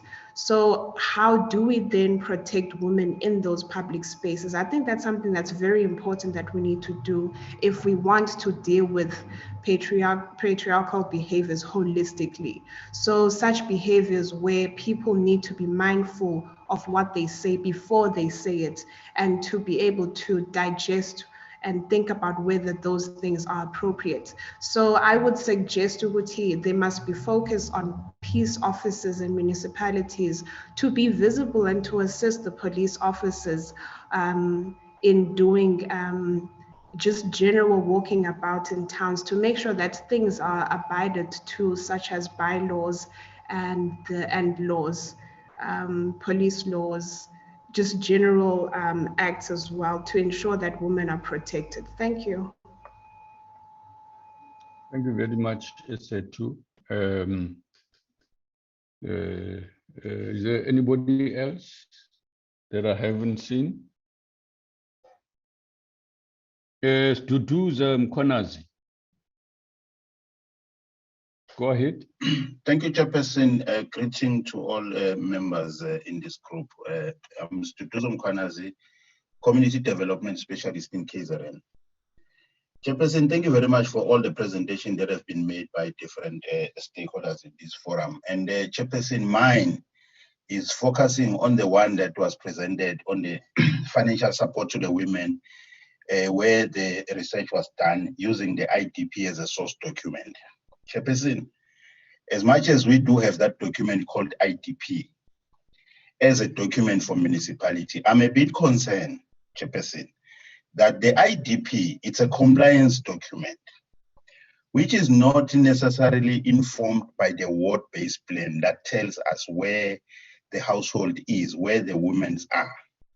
So we don't know how many women are there in the ward by relying on the IDP. But we have a plan that is starting at a municipal level that is not being informed by the ward where these women are staying. Now I'm a bit concerned, Chairperson, because when we plan, we are not being informed by those necessary documents that is supposed to be there, which is a ward-based plan that talks about what are we planning in each ward. That's point number one. Point number two, Chairperson, we are all aware that when you look at the CPF, the community-based, the community policing forums that each ward are supposed to have and up and running, we are not good in that particular space. So each and every time there's an incident that happens, we necessarily run to the police station and expect the police to be everywhere. Whereas those structures that are supposed to be up and running with the communities consulting and participating in those structures. They are not. So the incident that normally happen at the ward level, which then affect directly to Abantu Besifazane Chairperson, we expect to SAPS with that limited resources that they have to be everywhere there. But now, unfortunately, that we've got a ward champion that we call them a Kansela that are supposed to be assisting in ensuring that those structures are there, they are sitting, and the communities are participating to support the police in any event that happen in the ward. So, Chairperson, those are the two: the IDP, the ward-based plan, and the community policing forums. Those are the issues that I think they are critical in ensuring that some functionality is happening at the ward level. Thank you very much, Chairperson. Okay, is there anybody else?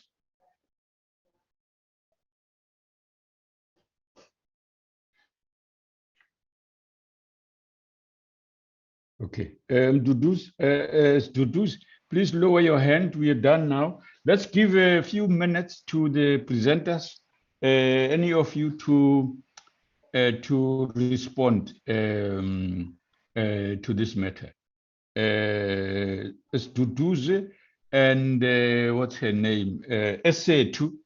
Please give your contact details to Sibonele on the platform here, or Sobs Mriza, so that we take the information. We just would like to get more of the information that you presented us here. Give them your contact details so that we must come back to you. Okay. Studizo and Esetu. Okay. Who would like to start? FFC, let me give you a chance to speak, Soli. Rather, not Soli, El Sabe and the gentleman he was speaking with. I think, thank you, Chairperson. I think from my side, we just like to acknowledge and appreciate the inputs and the discussions. It's very informative for us to also learn from the practical experiences that municipalities are faced with on a daily basis. I don't know if Mkhululi, if you want to also comment.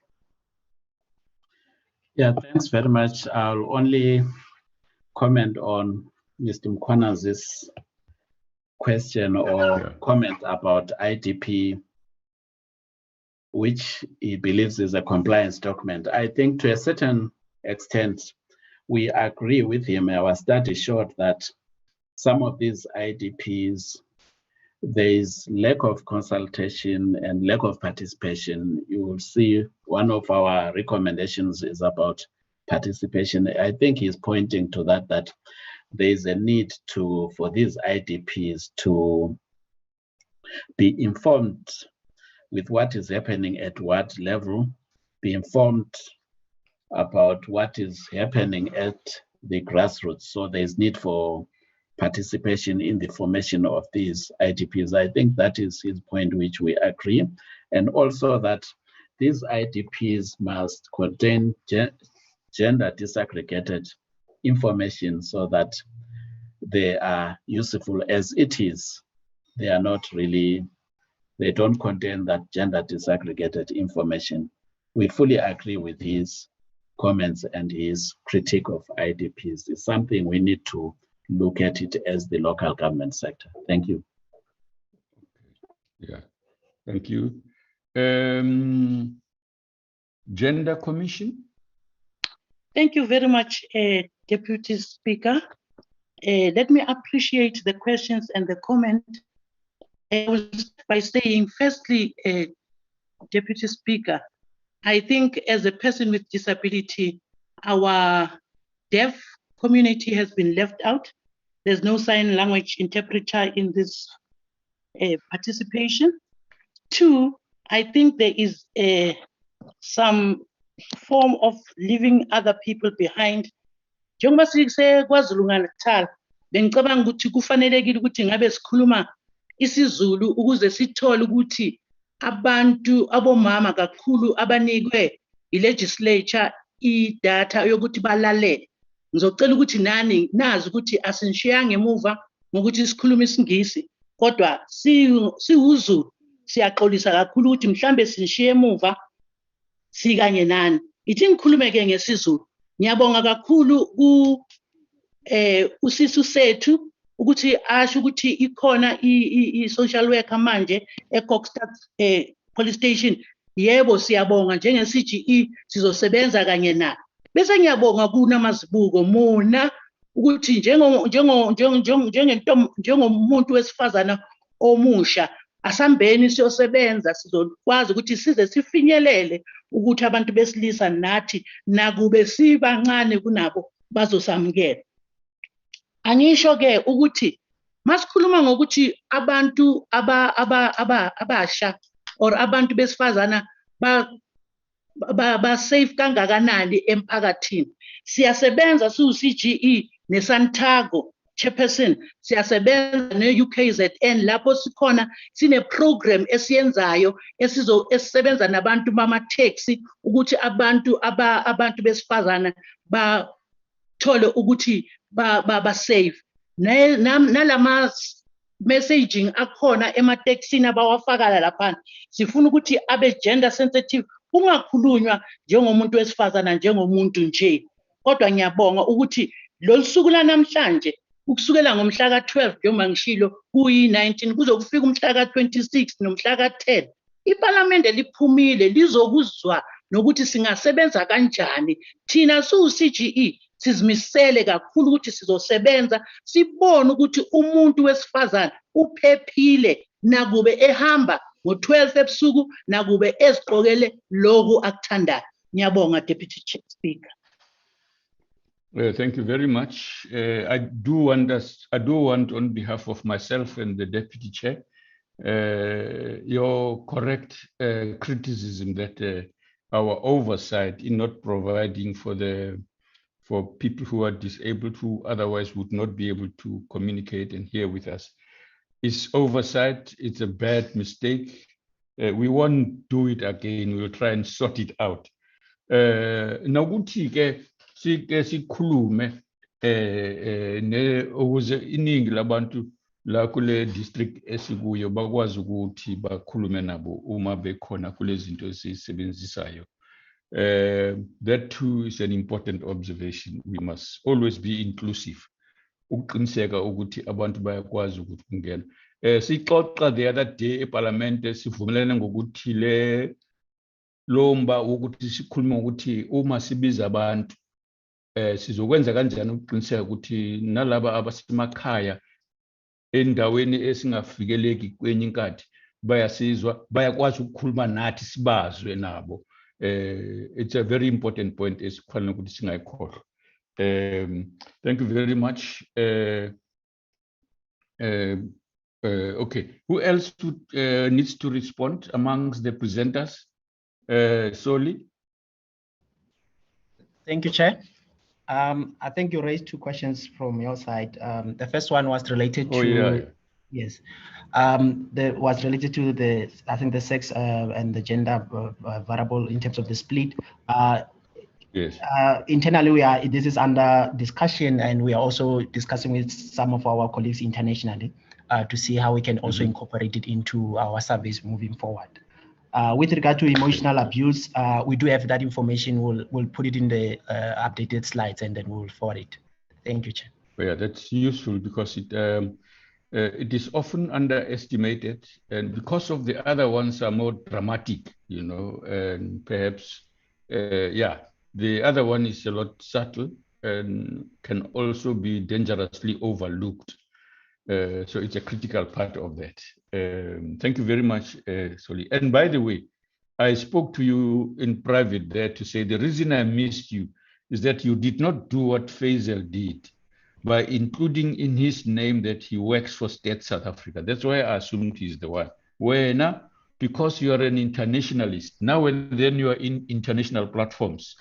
You don't have to do that. You just say South Africa. Manje, we are in KZN. Where do you come from? Yeah, thank you very much for making that correction. Thank you very much. Yeah. And this is a message also to other members who are on the platform. That it is very helpful to tell us who you are briefly. For example, that Statistics South Africa, iyaphelela laphana, but you can shorten it as long as we can identify it. This is why I didn't know Nosisa Jojozi, who she is and so on, until she introduced herself. So if you can introduce yourself, even in your name, when you rename it, when you name yourself on your gadget, do so briefly. Dr. Honorable Christian from the DA in the Northern Cape. You don't have to write the Northern Cape in full. You can just say NC in capital letters. You know there's the North Cape. So bye, Danki, and thank you very much for doing that. It's okay. It's okay. Yeah. Thank you very much. So generally, let's do that. Do name your gadget so that we automatically know where you come from and so on. I think we should now go to Ugu. Have I covered everybody? I hope I'm not missing out anyone for responding. No, it's okay. Okay, let's go ahead. Let's go to the next presentation. It's an Ugu presentation. We are zeroing in now into that particular district.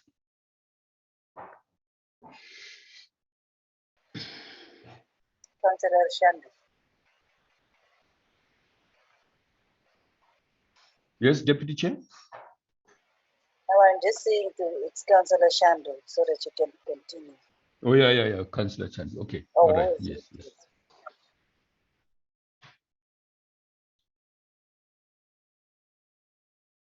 Is Councillor Shandu here? Are you connecting?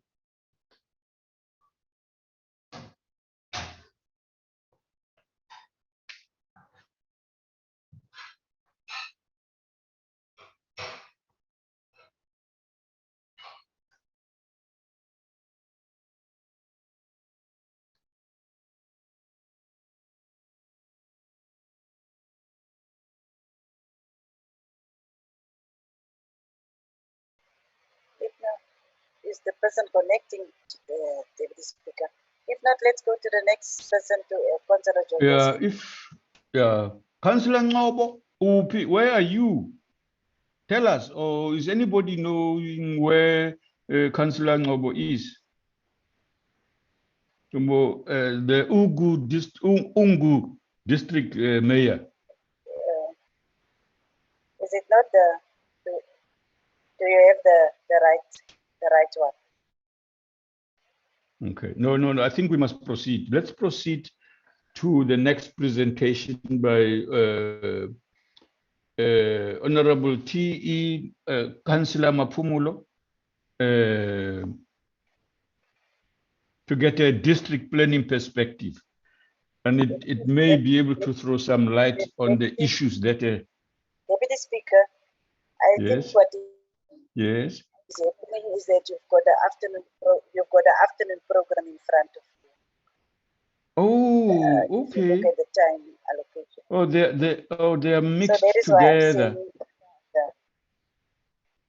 Why I'm saying okay, all right. No, you know what, Deputy Chairperson? Why don't you? I don't have an update. Why don't you use the one before you? It's okay.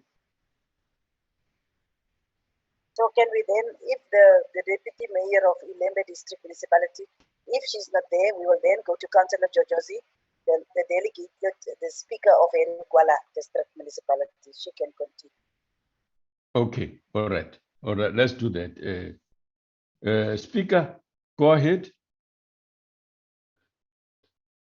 Speaker Jojozi. Thank you. We told you earlier that we are not excluding you. Yeah, go ahead. Yes, thank you, Chairperson. Greetings to all present in this very important session about women. I'm Speaker Councillor Jojozi of Gwala District Municipality. I'm here making a presentation. In front of me, I'm required to give a brief background about the municipality. The municipality of Gwala is a district municipality that has Oxstad, Mzimkhulu, Ikopo, and Dr. Kwa-Zulu Natal municipalities as part of its local municipalities. So I'm here as the district commissioner, asked by the mayor to come and be part of this program. The question that is following is that is the municipality having endangered? Sorry. Hello. No, sorry. Yes. There's noise coming from someone's microphone. Can we have the person please switch off their mic? We are now listening to big noise. Yeah, it is disrupting your presentation. Okay, please switch off whoever it is. Go ahead. Yes, thank you, Chair. There's another bullet here which is saying requiring me to inform the members here about the policy, the engendered policy. Yeah. Rather, Nosisa. Yes. I suspect it's you. Just turn around and tell people at the back of where you are to please lower their conversation or go take a walk outside. The weather is beautiful until you finish. It does sound like it. I'm in a place where there is echo. How am I now?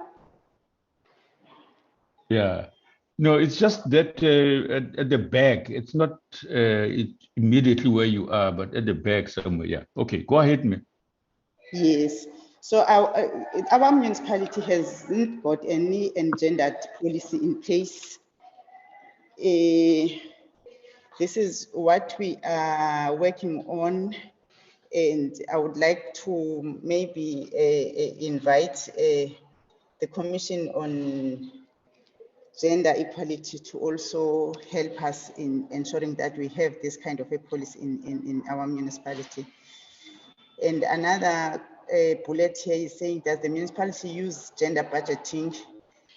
No, we are not yet on gender budgeting. We've been trying to get capacitated on how to do gender budgeting. That's why it made me to raise my hand before time to ask GCE to put us as part of the pilot project to do gender budgeting in our municipalities. Not only Gwala district and all the families of municipalities in Gwala. Another question is a requirement is that are there any structures that are there to advance gender equality? Yes, we do have structures. Firstly, we do have a employment equity and skills committee where we monitor gender equality, and we do have multi-party women caucuses, both in the district where I am and also in all the local municipalities where I'm the district commissioner of.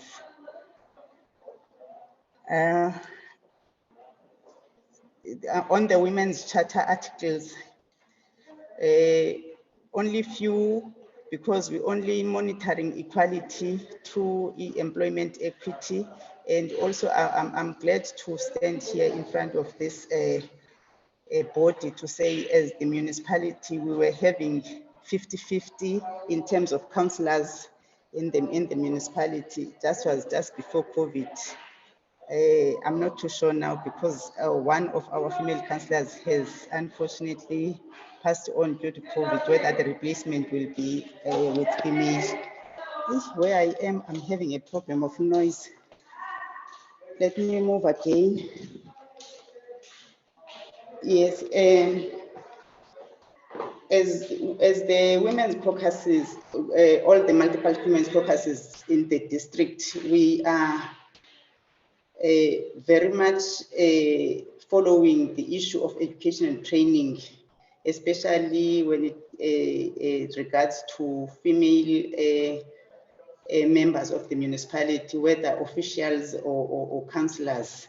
So we are happy as to how things are being handled when it comes to the issue of education. And we are also thankful to SALGA, because SALGA this time around has brought a lot of opportunities for councillors and also municipal employees, in fact councillors at this point, to upscale their skills.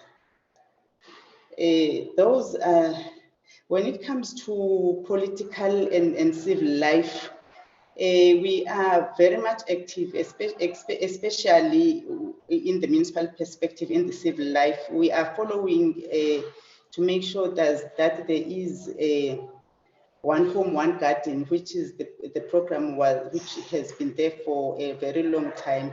We are following up with the LED manager in our municipalities that there are community gardens and home gardens in our district. Yeah. Those that I haven't mentioned, it's because we haven't done much on those aspects as the municipality. I hope plans and programs the municipality is using to address the scourge of gender-based violence. On plans and programs, we are having campaigns that we do around communities, making them aware of the processes or they should engage on when they are faced with these kinds of violences. Although we are not winning that much, as you know, that these kind of violence are happening inside the buildings where women are supposed to be safe, and sometimes they happen there and they don't get reported. So, but we do have sessions and community awareness programs that we do periodically to make sure that women are aware of their rights. Yeah. This is what I have in terms of our district chair. Thank you so much. Am I audible? Yes. Hello. Yes, you are. Yes, I'm sorry about the background where I am. There's much noise. I'm trying to run away, but they keep on coming close to me. Okay. There is now Gwala district, ne?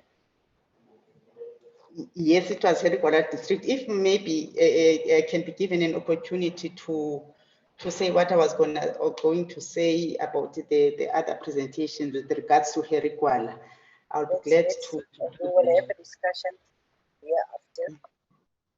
So let us just quickly, because of time, continue to the other municipalities. But after that, we will have a discussion, and we would want you to make your input, because then it will conclude when you are responding, if there is any questions for you.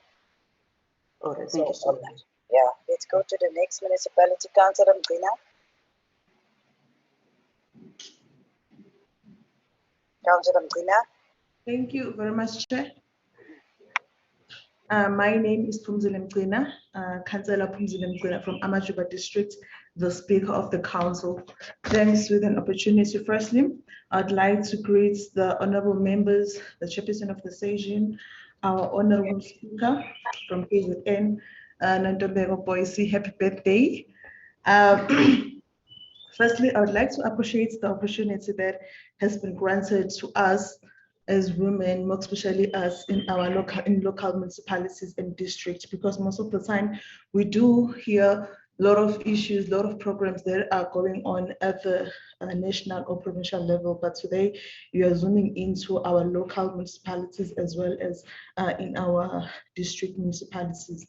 In Amajuba District, we've got 3 local municipalities under the district, of which it's Newcastle Local Municipality, Emadlangeni, and Danhauser.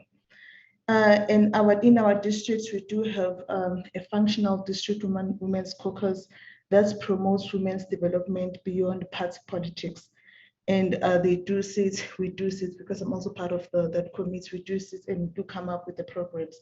And also we are working on establishing the district forums that will start on August 2021, which will be in the next 5 years, whereby they will be working in order to advocate the women's issues in promoting financial programs and poverty that we are facing in our country. We also have programs that includes or speaks to LGBTQI communities, whereby we're having dialogues to have an understanding of the challenges that they are facing. Most especially during COVID-19, we were like receiving cases of gender-based violence, and also the cases that speaks to LGBTQI. So we also invited different stakeholders, NGOs, health, subs, as well as the religious leaders, so that we can have an understanding that how are we going to deal with the challenges. And when it comes to our IDP, we do have programs in our IDP when we are budgeting for the year. But what we've noticed as a women's caucus in our district, we don't have budgets that speaks direct to women empowerment, but we normally have the budgets that speaks to special programs, whereby we include everything: gender, disability, women, men, young children. Yeah, we just put them together, and then we just allocate budgets there for special programs. And it's whereby women's programs that speaks to women, we normally takes money there. But we resolved, or we take a resolution that's moving forward. I think it's a high time that as municipality, we have budgets that speaks to gender, directly to gender, not because that we are just putting them together, as well as just putting them together in the special programs. Then we end up splitting the money. Then you find that women does not find the specific budgets to deal with projects when it comes to responding to gender-based violence issues. Most of the things that we are discussing in our women's caucus, most of the time, Chair, you find that when we are budgeting for gender-based violence, or we are just budgeting for programs, you only speak to events. But we wanted to do away with, when you talk about events calendar, you only do programs for women only on August, or only on those dates whereby we have to commemorate or celebrate women's things. But we want to have programs throughout the year. So each and every month, we must have a women's program, we must have gender-based violence program, we must have a program that speaks to the community and responds to the challenges that we are facing each and every day. And also, Chair, to have programs that will capacitate our young women, especially those who are in leadership, young women who are living within our communities, who are not working, who are just there unemployed. So we need to come out with programs that will capacitate them, give them something to live with. Not forgetting to mention UKOTA as well as USALGA. They do offer us programs whereby they're capacitating women in leadership, counselors, trainings with accredited certificates. But we also sit down and then go through all the programs that USALGA offering us as women. Then we felt that we need to have more programs that speaks to gender, because our programs that we went through La Pagasalga programs, yes, are very good, but we need to spice up with a program that speaks exactly to gender-based violence. How are we going to respond to the gender issues that we are facing? During COVID-19, Amajuba District, yes, we did have programs, different programs. Since the President did mention that gender-based violence is it's another pandemic that we're facing as a country. So we had a program whereby we invited health, subs, NGOs, religious leaders, as well as women and men, whereby we had a dialogue that how are we going to deal with this pandemic. But we did get numbers, stats, but what we noticed, Chair, after we had the program that we had, and then we went back to the police station, to the station commander to just check the stats, the numbers, that after we had a program, there were impacts in our community. Yes, there were impacts. There were a lot of impacts that we did notice when we're going back to the police stations, speaks to the gender-based violence, more specific, to be specific. Challenges that we are facing, Chair, as I was alluded earlier, that when we speak to our IDPs, we only focus, we just budgets to special programs, but we don't have budgets specifically for gender-based violence or women. So we recommended that moving forward, because when we speak to IDP, Chair, it's an IDP budget. You need to consult with the community when we are just finalizing the documents for approval for your council. So we need to make sure that women within our communities, we visit them. Unfortunately, we can't have big meetings due to COVID-19, but we must find a way to communicate with them, to make them understand that when we talk to gender-based violence, we do need a budget that speaks to gender-based violence directly. So we resolved that we'll try to make a program whereby we'll be visiting our local radio stations and make sure that we speak to this thing, gender-based violence, so that people, when IDP ritual comes and then we present to the community that we have this certain amount that will only deal or will be responding to gender-based violence challenges. It's not like we are just misplacing the money, but the money will be useful to the community. So people must understand that when we're talking about the gender-based violence, how are we going to respond to gender-based violence? They must understand that we must also budget for gender-based violence. So we are working on that together with the public participation, the Office of the Speaker here in the Amajuba district. And I think I've managed to cover a lot of things.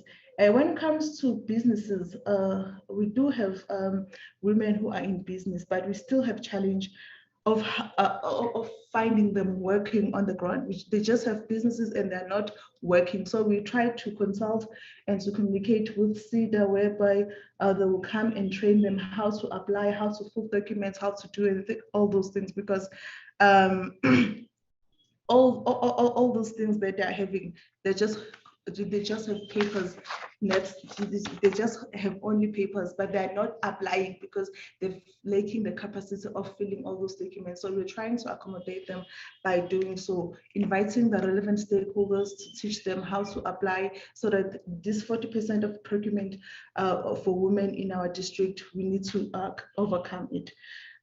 Chair, I think a lot of things I've been taking notes based on our presentation that has been given to us, but I wish to emphasize on the issue of e-budgets.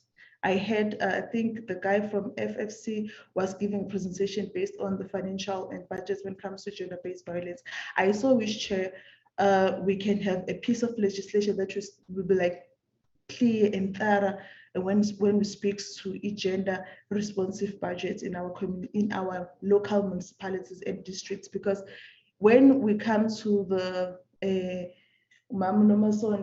Grace, CGE, when we come to your platforms, you're inviting us, we need to give you a report that speaks to what we did in our local municipalities.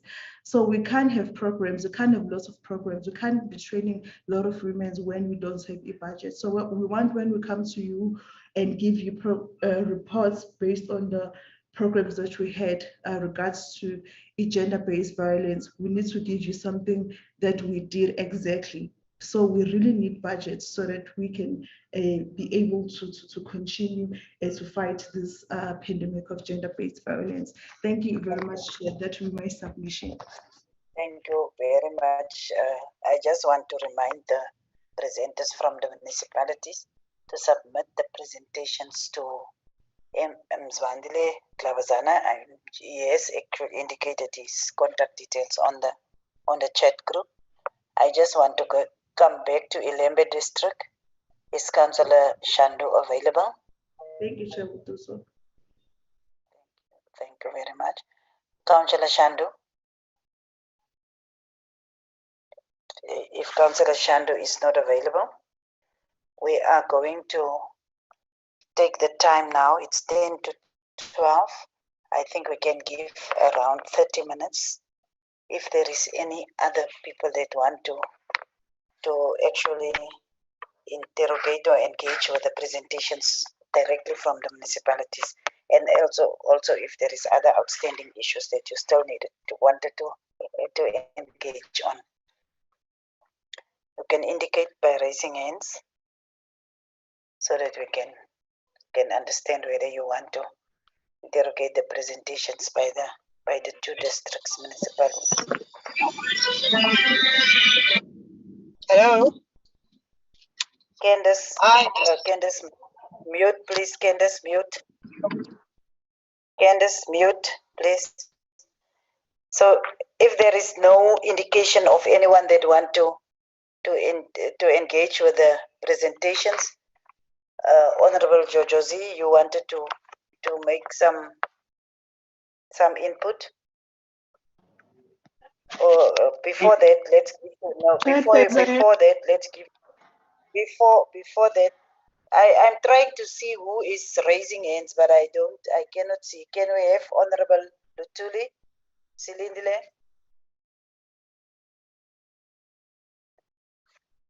Honorable Lutuli, you may. Thank you, Honorable Lucas, and greetings to everyone.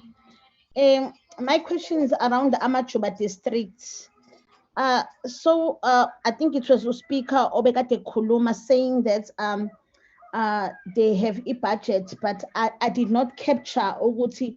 What exactly did they do with the budget? Because I heard her saying that they need to spice things up, and also she spoke of challenges. So I wanted her to be more specific, Oguti. So on their budget that they had, what is it that they did except them wanting to spice things up? Thank you. Thank you, Honorable Lutuli. Is there any other person that want to raise a specific issue? If not, we will give to the Speaker of Amajuba, Honorable Pumzile Mkwena, to respond specifically to that question. Thank you very much, Chair. I think I did mention, Chair, that most of the budgets that we had, it was not specifically for only women, but it was for special programs, of which it speaks to men's programs, disabilities, children. So I said we want more money that will speak to women and gender.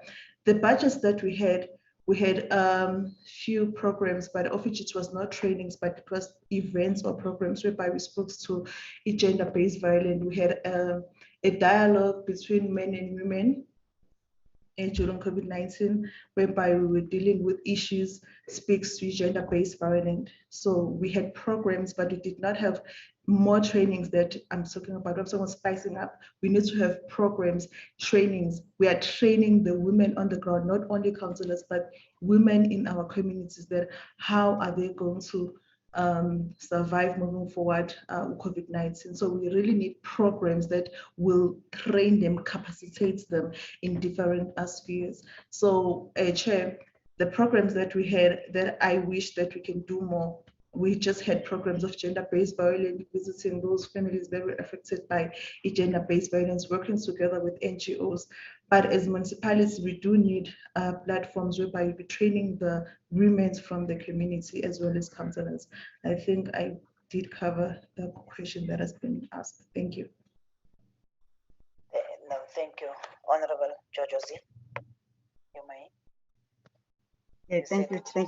Some other issues that you want to raise. Yes, thank you, Chair, for the opportunity. No, I was interested on the presentation by CGE, where they said they visited, right, they are working with Kokstad and Umzinkulu, and she never made mention of Ikopo and Dr. Nkosazana Dlamini municipality and even the Gwala district itself. So I wanted to maybe have a discussion with her so that we can understand as to whether they have a program that are still in the pipeline that they are gonna take to to those municipalities. And also I wanted to our district municipality to be put as one of those municipalities who are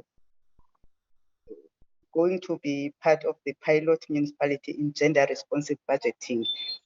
Is one of the presenters has highlighted that there's this kind of a program in the pipeline. So I was just making a plea that we really need this kind of exposure as the Gwala District family of municipalities. That was what I was going to say, Chair. Thank you so much. Thank you. Thank you very much. I think, yes, I think, I don't know whether Sis Namasonto want to respond, but we will then give an opportunity to her to respond and to actually give guidance with regards to how we are going to work on that issue. Thank you, Chair. I think I must say thank you very much to the councillor. I think we were guided by the Parliament to look and get lots of information from specific municipalities.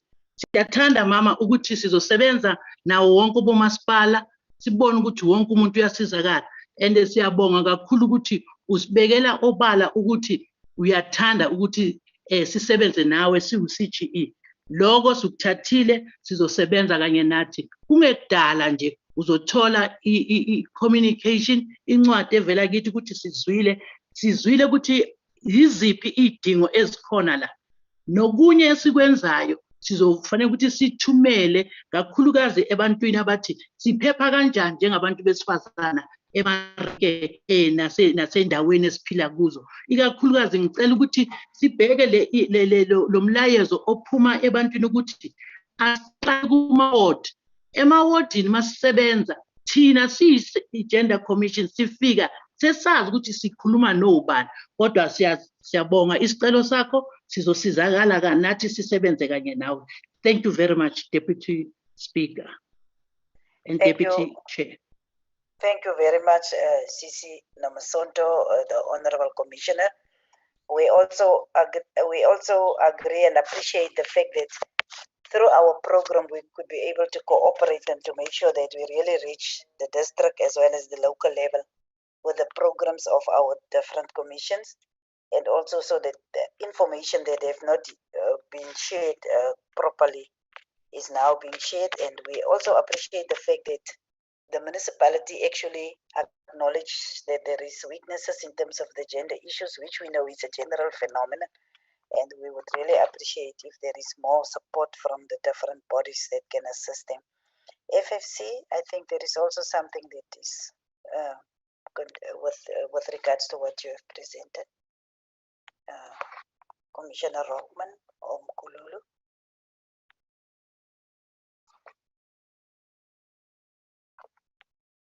Particularly with the issue of the pilot. Mkululi.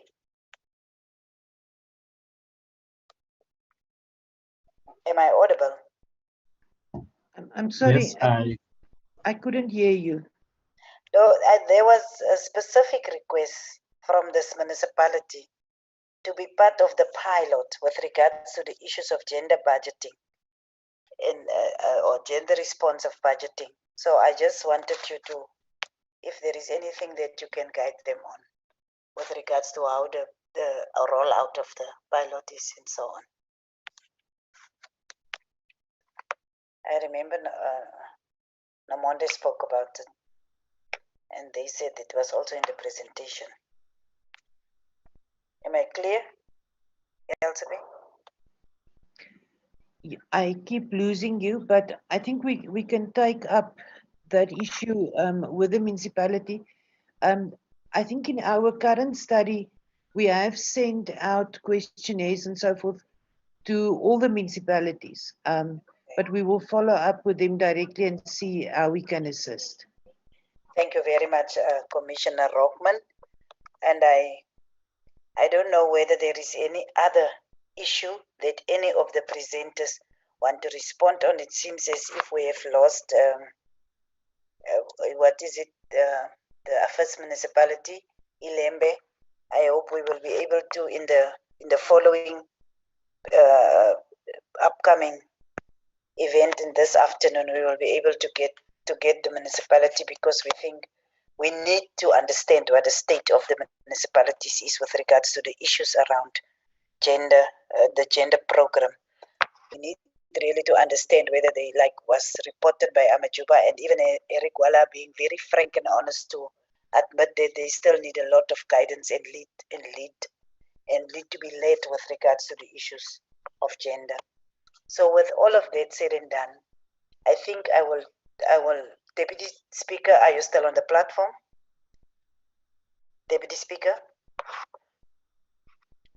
So let me continue by expressing our appreciation to the Deputy Speaker in particular that joined us this morning and dealt with the program, and also to all our presenters. You've been so consistent, and we really appreciate that. Today in the afternoon we will be concluding the districts of Kwa-Zulu Natal, and then we will be left with the few districts in Mpumalanga and the other districts of the Western Cape. But we really want to appreciate and express our the fact that you consider it very important that we must make success of this program that we are having with the women of South Africa. I'm excited to see that our program is really, particularly with your assistance and with the consistency that you showed us throughout, that we have been very successful to get the input and the voices of women on the ground. We want to express our appreciation particularly to States SA, the Commission on Gender Equality, as well as the Finance and Fiscal Commission, which we adopted as our partners in this program, but also our legislatures and the offices of premiers in the different provinces. We want to express our appreciation to you also, and also particularly our officers in Parliament that have been consistent in making sure that we are having successful engagement, and also with those that assisted with the mobilization of those that are in the programs. We want to express our appreciation. All the members of the NCOP as well as the National Assembly. Today we are having members from the parties, the different parties. It is from ANC, DA, and EFF, and we want to express our appreciation to Honorable Dongeni and Nita from the Eastern Cape, Honorable Christians from the Northern Cape, that is NCOP members, Honorable Lutuli and Matevula from Matevula is from Limpopo, am I correct? And Lutuli from KZN, and also Honorable Simisa and others that I possibly haven't mentioned. Let us just, I just want to express our appreciation also to you for attending and assisting us in the program. This afternoon we will be having more members. Most of the members are attending their provinces, Lekgotla, Cabinet Lekgotlas as we speak. So we know that all of us have got many responsibilities, but we really appreciate the presence here, to the mayors, the speakers, the councillors, as well as all the members of communities and civil society. We really appreciate the fact that you are attending this, and we are planning on making the voice of women as well as other groupings. I don't want to say vulnerable groups, but it is the word that is being used. We want to make sure that we see a more equal, like the Deputy Speaker will call it, an egalitarian society. But we want to hope we can see a more equal society within this dispensation. So all of us, we will be joining again. Those that will be joining, we will be joining again at 3 to continue with the other districts within the Kwa-Zulu Natal province. Thank you very much. Enjoy lunch and see you back at 3, those that will be coming back. Thank you very much.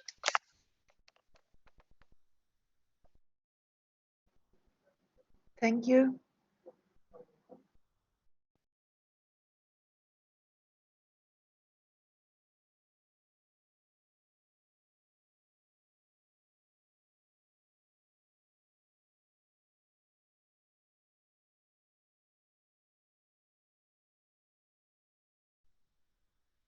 Deputy Speaker, you're muted. We can't hear you.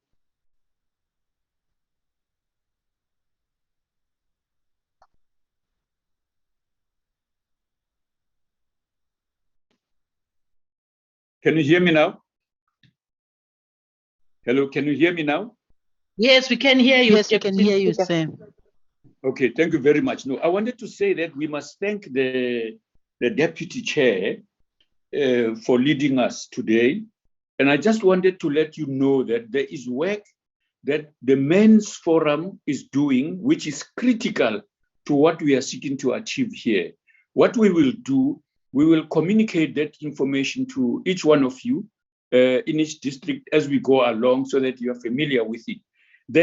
This Men's Forum has provincial chapters, which I believe there's work underway to have men's forums in each of these districts, so that when we speak, we also are informed about this work that's happening inside the districts of men's forum that informs the work that we are doing.